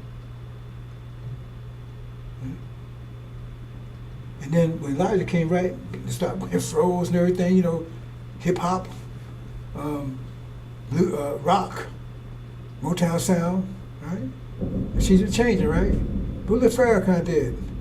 He turned them into clowns. He said he would he would make the people laughing stock. That's what Aaron would do, make people laughing stock before their enemies. That's what he turned it and said, what? What Suleiman do? He turned it back to army. See the great army. That's the way. That's what Exodus says. So is Exodus a lie? If it's a lie, you should throw the whole thing away. Is Malachi a lie? If it is, you should throw the whole thing. You should throw Elijah all that away, because that's what you say. How you know who Elijah is? Farrakhan says he's Aaron. So what does it says there? Am I lying? See. So if you with him, and I ain't asked you to come over here. I ain't asked anybody to come over here. I'm not coming to you. The scripture says you're going to come to me. When this war get hot and heavy in a few minutes, you're going to come looking to get your mind back, because you realize you've been betrayed. Because it says Moses came when the four winds blew, if you understand that. He said, go with the Lord. Now he came to Aaron's camp. Why did he go to Aaron's camp and say, go with the Lord? Why did he separate them out? Aaron should have been with the Lord, right? All his followers. So why did he have to come and say, don't with him? Because those people that was there, but they wasn't with Aaron. There was people seeking. Remember, they probably not seeking Elijah, because he would come to Elijah's temple. So they would be seeking Elijah. They'd be seeking the message of the covenant. So you seek, that means you don't know where it is yet. You haven't found him, you're seeking. If you're seeking something, you don't know where it is yet. But once you know where it is, you go to it. You go to capture it. That's what the man would do. So the thing is, because it said, Legion, Louis Eugene Grounds, and went backwards. He knew who the message of the covenant was. Because when he saw him, he says, what do you have, what business you have with me, son of the Most High or whatever?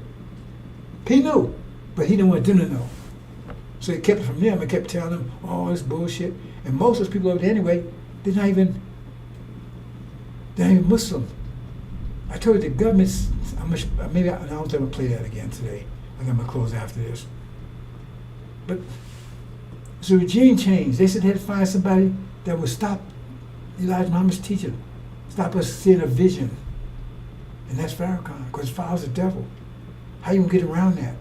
He misses follows the devil. That means he's the devil. He's not seeing Abraham. He's just a black-faced devil. Skin folk. That's why he's totally against Elijah Muhammad's teaching, because he's teaching his stuff, devil stuff. That's totally against Elijah's stuff. So when Moses came and says, go with the Lord, you don't get that one? That means there was people that wasn't with Aaron. And what did he do? The ones that was left with Aaron, Aaron had to still be there too, right? Those wasn't with Aaron, with the Lord, and they was told to kill all the people that was with Aaron. That means they would kill Aaron too, because Aaron did not make it to the promised land. They get right out there, they get right there, and Farrakhan gonna be exposed. See, when Aaron's camp, he said, that's what's about to happen, bro. He says, you're gonna experience all this year. Some of these things you're gonna experience in a few more days, maybe even a day. I told you this war was coming. In fact, if you go back and look at my presentation last couple of weeks, I was telling you it's gonna happen this month. I was telling you it's gonna happen this month. Okay? This is, okay? How people start Zook Suit, know who they were, and that black pride, everything. Then he would turn them back into clowns. And Suleiman would turn them back to a great army. Come on, brothers and sisters, and I'm going to close out. Okay, I guess I'll speak to this. Shearlings. Now, they fed us shit. Don't go to these stupid movies like Django, I can't tell you, you're the rocket chair. No, you didn't. They fed you shit. And that's what they call it. That's what shearlings is. But once you were so-called free, they took the S off and put a C there. Because they think you're too damn stupid, you wouldn't figure it out. And some people have figured it out because Walmart still sell it. They sell shitlings. So nobody must be buying it. Okay. So you got precious metals. Gold and silver is at the top of the list, right? Gold and silver is top of the list of precious metals, right? Okay. This breaks down with the book of Daniel. I'm not going to get into that. Right? What's going on? So a symbiotic relationship is a relationship where two people have mutual. We have a symbiotic relationship between the trees. We breathe in air, oxygen, and breathe out carbon dioxide. But plants do this opposite. They breathe in carbon dioxide and reverse it, turn back to air. Because if you got rid of all the plants on the planet, we're gonna die because there's nothing to convert the dioxide that we breathe out into air, back to air. That's a symbiotic relationship. So devils, they two-dimensional beings and they wicked, and they can't produce anything. All they produce is shit. Europe was a shithole. Always has been a shithole. For the so-called Dark Age, that's chapter 20. They was in the called the abyss. It was shithole. Disease, murder, oppression, everything. War, that's all it did. All that Dark Age didn't apply to anybody but them. They're the worst part of the planet, because what's the point of putting intelligent, peaceful people on the best part when, excuse me, what's the point of putting somebody that's like putting pigs in a castle? What the hell are you there for? They love being a pig pen. That's why they're in the worst part of the planet, because they can't produce anything but shit. And so after 1,000 years, they was able to break out. Remember, they wouldn't even take baths up there. You imagine going your whole life without taking a bath? They thought it was bad taking baths. You don't see any going out. You don't see any evidence of any nation suffering from disease and all that stuff they were suffering from up in Europe. They bore it out. They killed most of the natives here just through common cold, which they got from dogs. Because dogs, from my understanding, is the only one that catch colds too. They got from kissing and sleeping and doing dogs. Right? That's another thing too. But that's what they produce shit. Right? But they want gold, they can't produce it. They want silver, they can't produce it. But we produce gold and silver. We had a great civilization. It was happy, peaceful, healthy. Right? We had plenty of gold and silver everywhere. It's remarkable that when they left out of Europe, they would look for gold and silver. Why did they have it in Europe? Why did they do all this great civilization in Europe? This stuff is so great, Christianity and capitalism and democracy and all that kind of stuff. Well, how can they make that happen in Europe? You see? Because it's all bullshit. Europe's a shithole. They had to come and take other people's stuff. See? But then when they came over when they found America, right? That's chapter 20, they found America. Right? They was about to turn out in the shithole. That's what it was by Joseph. Joseph had to tell me. Because everybody was coming because they had blight and all that. Ireland was a blight. They couldn't nothing but grow. Scotland, all these places was all turning shit. Only place that escaped that was Spain. That's because those brothers I told you about, the Moors, they ruled Spain for 70 years, and they had people taking baths, and they cultivated the place. That's why they're so powerful after 1,000 years over, Spain. That's why it's so dark over there, because they mixed in there, got dark in there. The bottom line is, they don't escape. The rest of Europe is a total basket. Dark, I think the so-called, what was that disease, the Black Plague, what I think still lasts 100 years or whatever. So when they came out, they found America. That's what we call it. They was about to turn out and shit hole, because that's what they do. See? And then they found out about us. See, cause we was gold and silver, and they lusted after that. They came over here and they was about to turn this shithole. The story of Joseph, right? And then they brought us over. and have us produce the gold and silver. See, that was a symbiotic relationship. Why?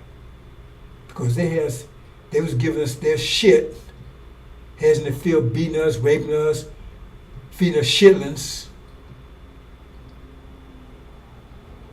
right? Making us produce cornbread, steak, tea, all that stuff for them, or we was drinking piss, eating shit.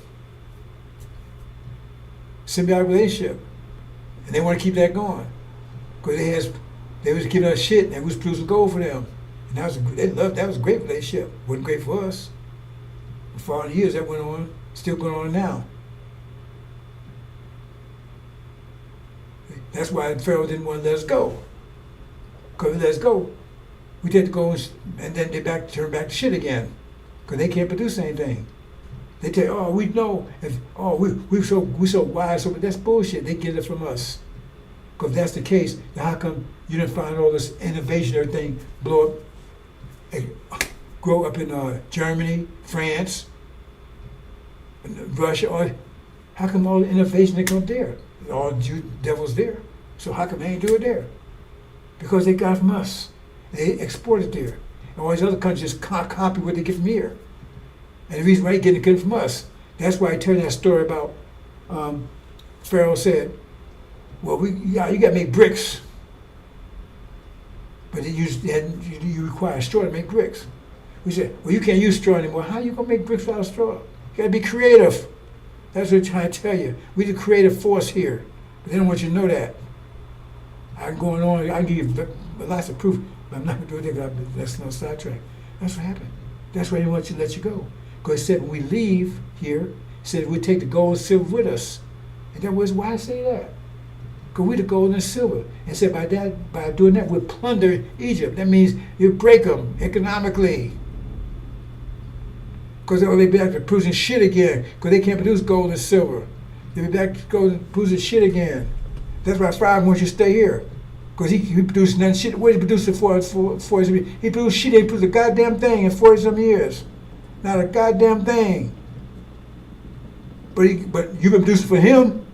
He's living in luxury. Got big old rings, $10,000 rings and stuff. That's why he cursed with a curse. What it says in Malachi? The ones robbing the nation be one rob. You got 4 people there. You got the God, you got Elijah, you got the minister of the covenant, you got somebody that's robbing the nation, and they curse with a curse. Now tell me, getting cancer at 55 and disemboweled, that's not a damn curse for a man. We'll wake you up. You're going to wake up in a minute, man. Promise great. You're going to rock your cradle in a minute. You're going to wake up, yeah, you're going to rock your, yeah, that's a good word, rock your cradle, because you're in the cradle right now. Rock your cradle, boy. Whoa. Right? Your cradle's up on a 10-foot high bed. So you fall off that cradle, boy, you're going to bust your ass, but you're going to get up. And it's hot on that floor, too. Oh, you're going, oh, man, goddamn. You're going to fall off that cradle, wow. Hit that floor hard. It's going to be hot as hell. And you're going to jump up running. What the hell I'm in over here? What the hell I was into? Yeah, that's shock of the hour. That's what it said. He said you had to baptize your ass with fire. Get your ass moving. See, that's what happened, brothers and sisters. It's a symbiotic relationship. We was producing shit for them, we was producing gold for them, they was giving us shit. 40 years. Feeding us shitlings. That's where cow chips come from. That's where it come on. Potato chips, where do you think I got it from? Because if you're out in the field and you're hungry, you working your ass off, I'm hungry. Go get one of them cow chips, nigga. And you ate that because you were so damn hungry you had nothing else to eat. That's why black folks use so much to my soul food. That's why they put so much stuff on, hot sauce stuff and stuff. You do that stuff in Africa. Because you're trying to cover up the taste. And then you go fish bumping them and everything else. If you do that, you're stupid. You're a demon. But somebody just ignorant. We know. Hey, I ain't blame you, because that's what he did to you. So that's it. We're gonna rock the boat. You're gonna fall out that damn crib. You're gonna, right? We're gonna be ready to grab you. That's you want to be grabbed. Pull you up over the house floor. Throw some water on you. Clean you up. Get ready to take home, bro. 'Cause we love you. We know what we've done to you. We ain't blaming you. If you're driving down the road 60 miles an hour north, all of a sudden you start going northwest. Why? Because the damn wind blowing you. It ain't your fault. It's the wind's fault. It's the devil's fault. The Farrakhan blame you. Oh, it's the car. No, it's the wind's fault. Wind stop blowing, you start going right again. And so it's the fault, the devil's fault. That's why we told submit to them. So how are you gonna blame us? We submit to them. You submit somebody makes shed blood. Then how you think you're gonna act like a princess or something? So we ain't blame you, but we're gonna take it hard to wake you up. You're sleeping hard. So I'm gonna rock your cradle, boy. You want to 10 foot, bam, hit that floor, hot floor. You want to jump up, right? That's it. You gonna come running to Suleiman. He gonna right there with loving hands, give your mind back. See the great army, kick ass, get home. When you get home, you're God. Nobody will tell you what to do. I don't tell my heart cell what to do. I don't tell my lung cell what to do. I tell you what to do. You're God. That's you. They make it through.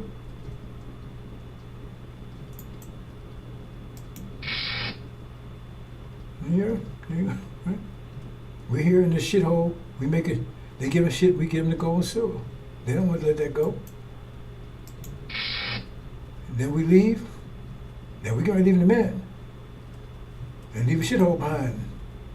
But it's gonna be worse now because they got some enemies coming, gonna take care of. But anyway, if you leave that part, right? And now we home. No, excuse me. We're not home. We're here. And we go, we giving them, and they give us shit. Both of us singing. Why? Oh man, I got a car. We singing too. Why? Because we got their mind. And they taught us to love them. No matter if master beat your ass, love him. That means he beat your ass even more. This nigga, he love me, man. Maybe I should beat his ass more. He love me more. See how they taught us? And he was that Christianity stuff. They had when they was beating you, who enslaved us? Christians. Who beat us for 40 years? Christians. Who raped us and murdered us and hung us? Christians. It wasn't the Buddhists. It wasn't Hindus. And they tell, well, no, you gotta be a Christian. And then Jesus supposed to want to curse you to be slave forever and ever. And you buying that? And then if master beats your ass, you gotta love him. You gotta forgive him. Why? Wouldn't master tell you that? You're gonna wake up in the minute, we're gonna rock your boat. We're gonna rock your career, rock your cradle. See? And see, once we're gone, they left behind, no gold or silver more, they go back to being cavemen. Playing with shit. That's why they don't let you go. And they show who they, remember that music was shit? Everything.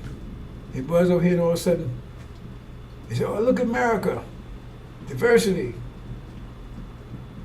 Like I said, if they was the wise and everything else, how come you should have all this innovation bursting out in Germany was most of our white folks there, man. Shit. We have nothing else to worry about. It's all their brothers and sisters. So now we home. Now we singing new song. So we sing a new song. There goes. They got the shit now, and we got the gold and silver. No more shit for us. No more gold and silver for them. It's ours. Okay? Gold and this shit for them. And let me close on this, brothers and sisters. Now you gotta understand this point here. Elijah Muhammad's not a dummy, but Farrakhan's using him as a dummy. Okay. Now when you have a ventriloquist put words in a dummy's mouth, right? So say put these words in the dummy's mouth. Don't call devils anymore. We ain't going anywhere. And you hear see dummy saying that. But actually it's the words from the ventriloquist. It's not a dummy's words, he's putting words in the dummy's mouth. But now the ventriloquist come and tell you, he's just saying what the dummy says. He's just saying what the dummy says. see? But actually what them is saying is his words. And that's a trick they're pulling you right now. And Farrakhan come because Farrakhan's incapacitated. Ishmael and them, they come because they're too goddamn stupid, too dumb. I tell you, the devil used to deal with Farrakhan directly. He's their man. But now he's incapacitated. They write the script for them. They told him to say it. See, I'm just saying with Farrakhan. I'm speaking Elijah. He's not speaking Elijah's words.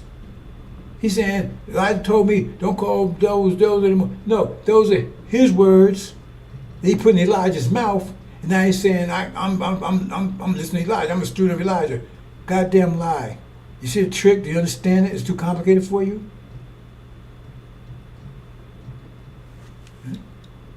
So actually, he said, I'm saying what Elijah said. But who put those words in Elijah's mouth? I don't know if you understand that, brothers and sisters. It's going to work up in a minute. Just check this out, brothers and sisters. I'm going to close. I keep saying that, but check this out.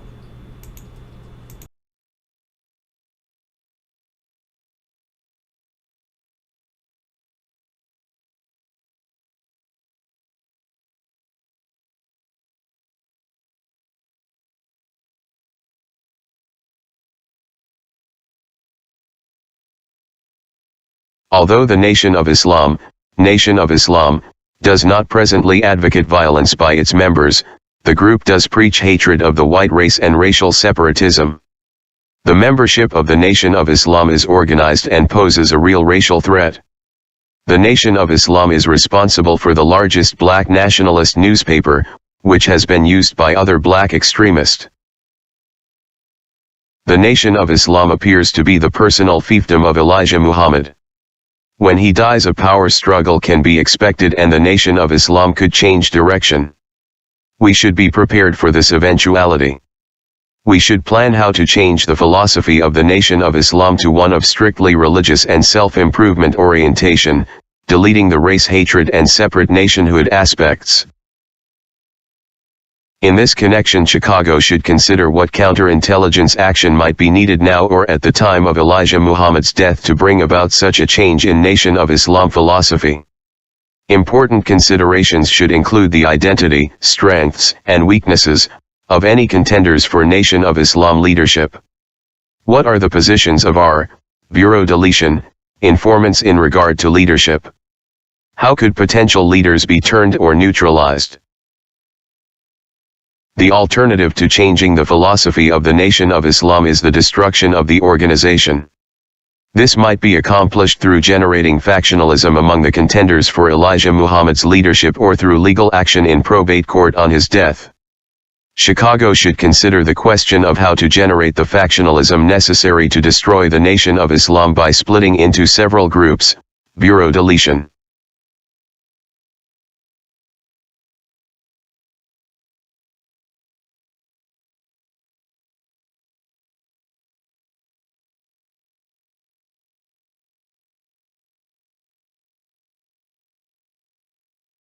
Do you think that the FBI just folded and walked away? Read this document carefully. Did not the FBI accomplish each of their goals? Did not Farrakhan deliver everything the FBI wanted? We should plan to change the philosophy of the Nation of Islam to one of strictly religious and self-improvement orientation. Sunniism, Scientology.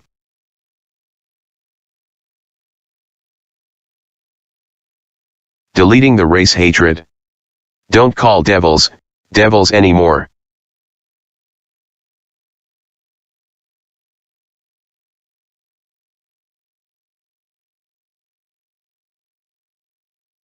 Deleting the separate nationhood aspects.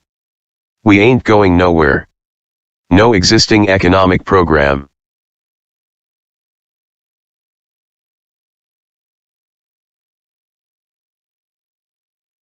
The reason why these facts are ignored is because those that surround him are demons, fools, idolaters and FBI agent handlers who make sure he stays on track.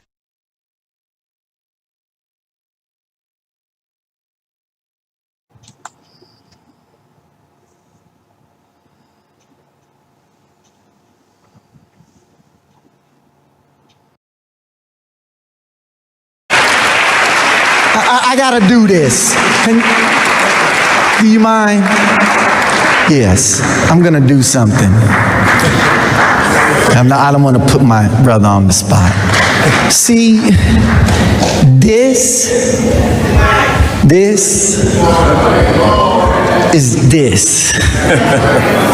This is something else. Love and faith transcends color. And the reason why we embrace Father Flagler as a brother is because we find him on the battlefield of justice, being a true disciple of Jesus. And the last thing I'll say is, you'll never call us racist. Yes, sir. Yes, sir. Because this day that we honor, Yes, sir. Master Fard Muhammad, if you see an image of him, put his image up. Yes, sir. That's the man whose father was a black man and his mother a Caucasian. And how many of us have a parent that's a Caucasian or grandparent? It's not about color. It's about our submission to the will of God. And in that we find common ground and unity. Yes, sir. So I'm only one shade lighter than you, so. And Mustafa maybe 4 more shades lighter. We a family. Yes, sir. Let's stay a family and be a family and love each other as God would have us to love each other. We love you, Father. Happy Savior's Day. Thank you. I had to do that. We love you. One more time, brother.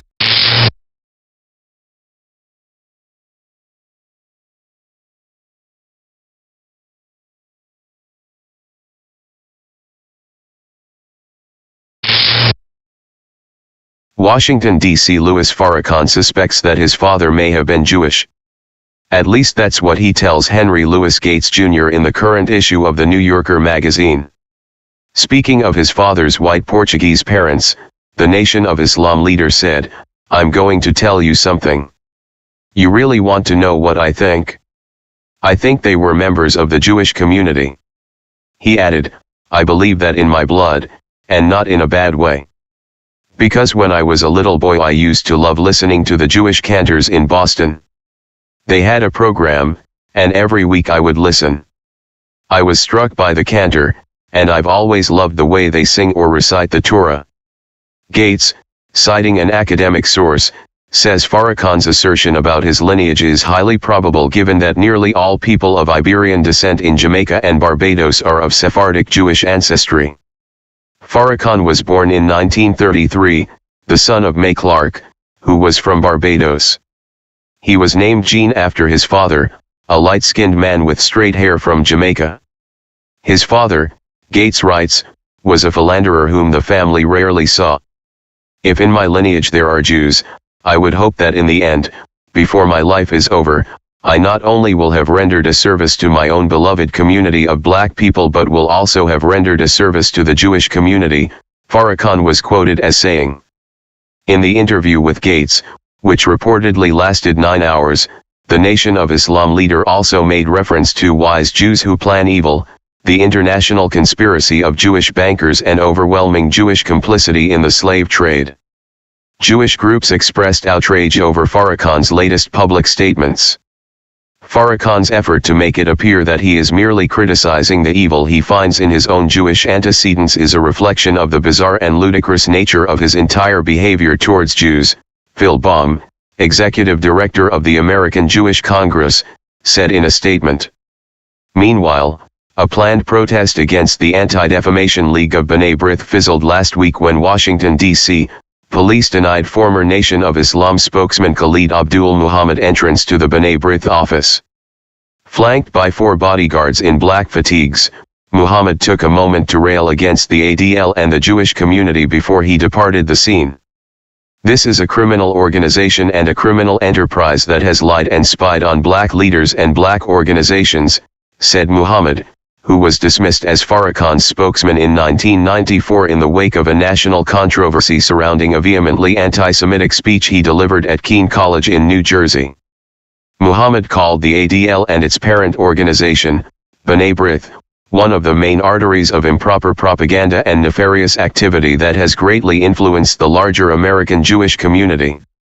In brief remarks to reporters, Muhammad said the black man and black woman are the chosen people of God, and we want to put an end to this lie of the so-called Jews, these people who crawled out of the caves and hills of Europe just a few years ago claiming our birthright.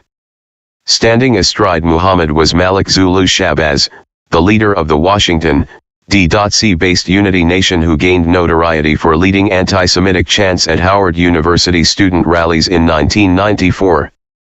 Shabazz said the ADL is an oppressive organization that comes from a people that are by nature evil and wicked.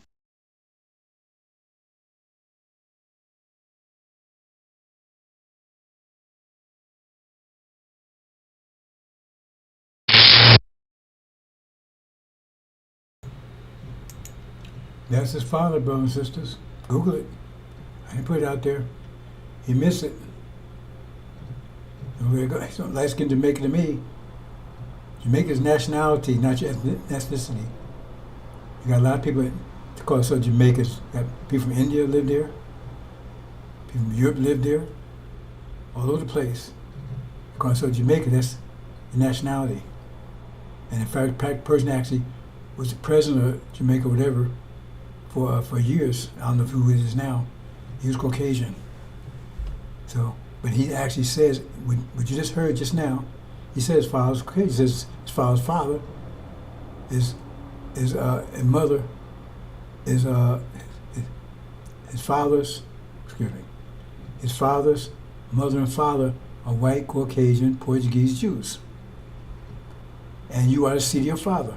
You can call that crap out. It don't matter who you are, because God made you in the womb. Okay, go with that if you want to. You don't want to deal with biology, that's your fine, that's your problem. Son of perdition. Now we beseech you, brethren, by the coming of our Lord Jesus Christ, and by our gathering together unto him, that ye be not soon shaken in mind, or be troubled, neither by spirit, nor by word, nor by letter as from us, as that the day of Christ is at hand.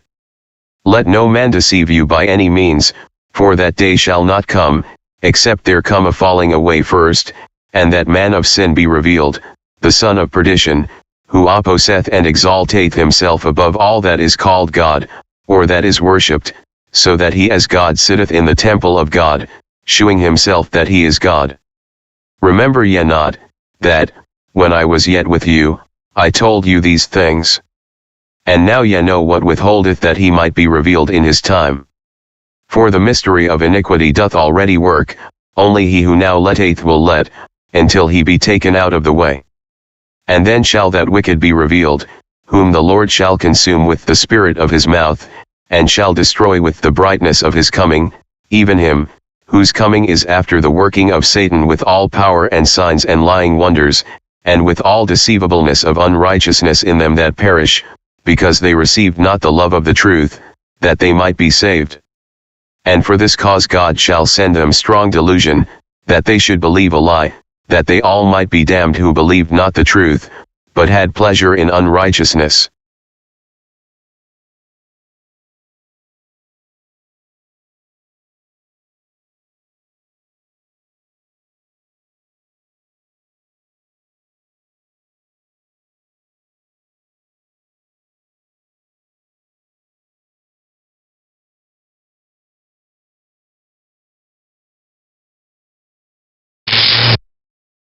So long till they don't know the birth record, so they just say from remotest antiquity, this is the house that God used to manifest his wisdom, knowledge, understanding, and power in and through. Where is he now? Wherever he want to be. I'm not going to say I know where he is, but I'm glad his power is everywhere. I think I know where he is. I don't want to say because I could be wrong. But he's wherever he wishes to be. Are we to pray and worship Master Farad Muhammad? You don't worship the flesh of any man, because the flesh is going to die. But in that flesh is a wisdom and a power superior to any human being on the earth. So when we look to Allah in the person of Master Farad Muhammad, we look to him. And when he ain't no longer here, the power is going to be here. Honorable Elijah Muhammad said he would live a minimum of 400 years, but 400 years ain't no time. He'll be gone. But before he goes, the foundation of what he lays will never be erased from the planet. That's a God. He prays. He prays. He don't pray to himself. You don't say, surely I have turned myself to me.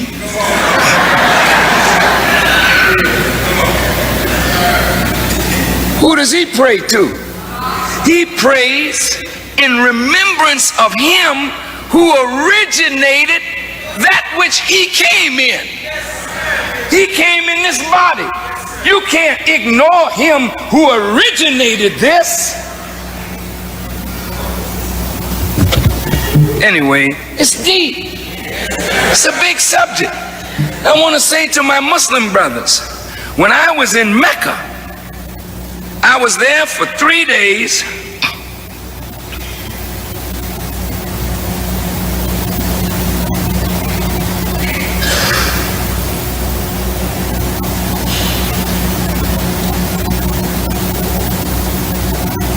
I was there for 3 days.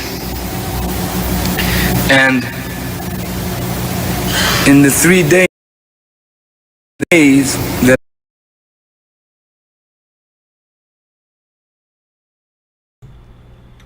Okay, brothers and sisters, that's enough of that.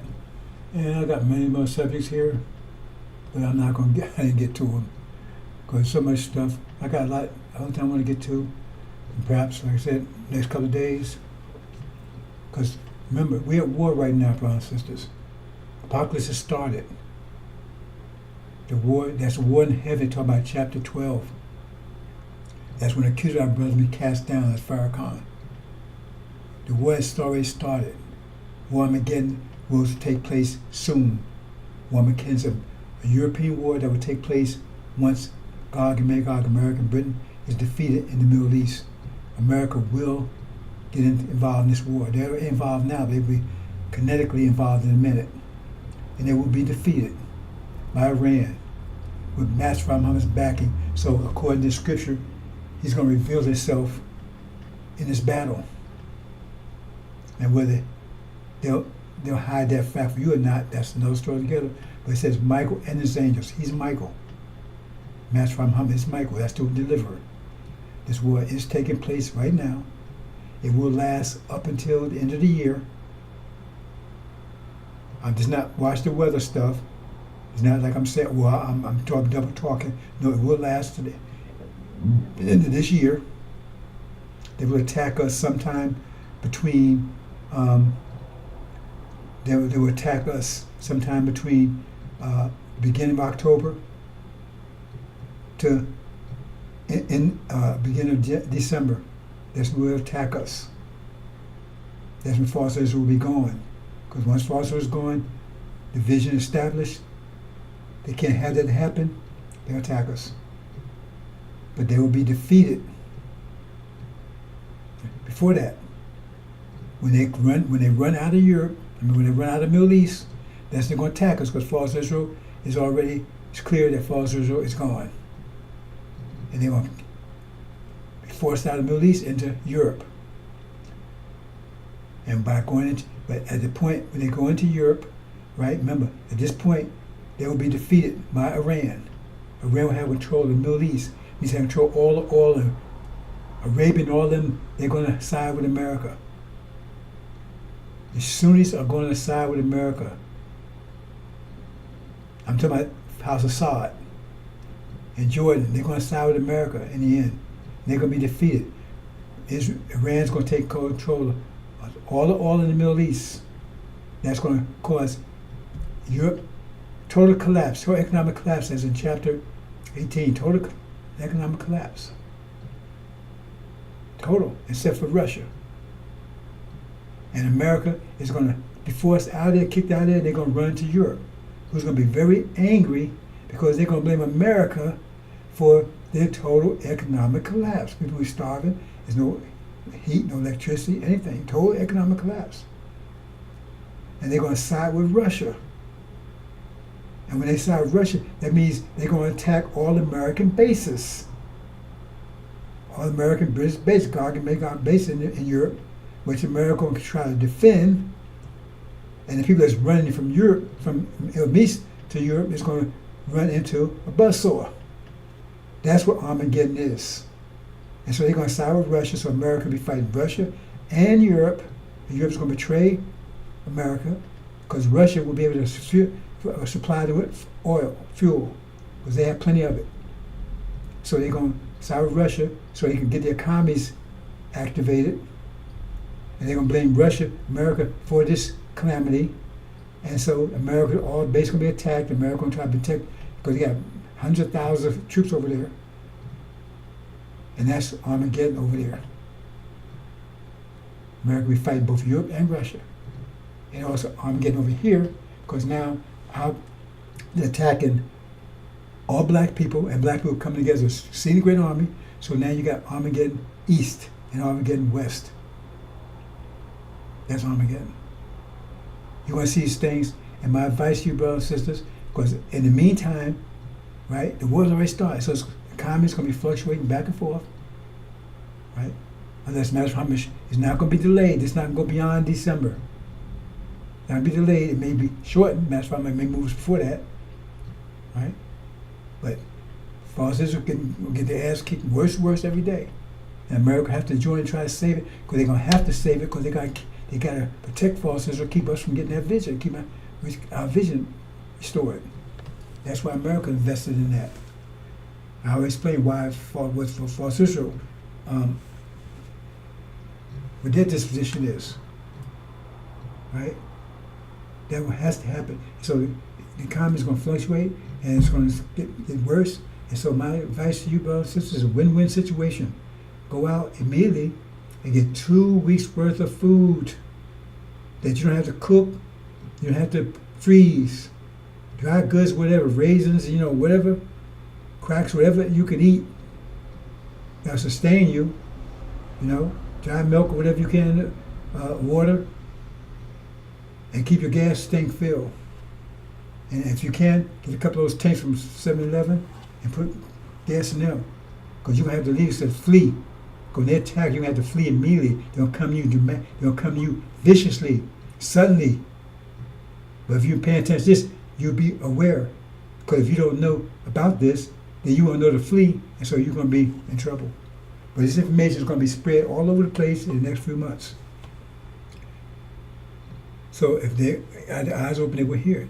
So they will know to flee when the time comes. But it says it's going to be so quick and so vicious that even if you have babies in the house, you cannot go and get it. You cannot go get your baby. You have to leave immediately. That's how fast they're going to come, how vicious they're going to come, how cruel it's going to be. So, like I said, my advice to you right now is to take and get at least 2 weeks worth of food that you don't have to cook or freeze. If you got children, right, make sure same for them. Right. And store in your car. Trunk of your car. And get extra gas tanks if you can.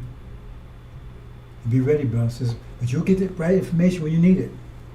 It's your time now. It's time to go home. And don't cost you a goddamn thing. You already paid the price. You ain't got to pay me anything. I'm going to ask you for anything. My job is to get you information to get you home. You don't accept or reject. It's up to you. You ain't got to pay me anything.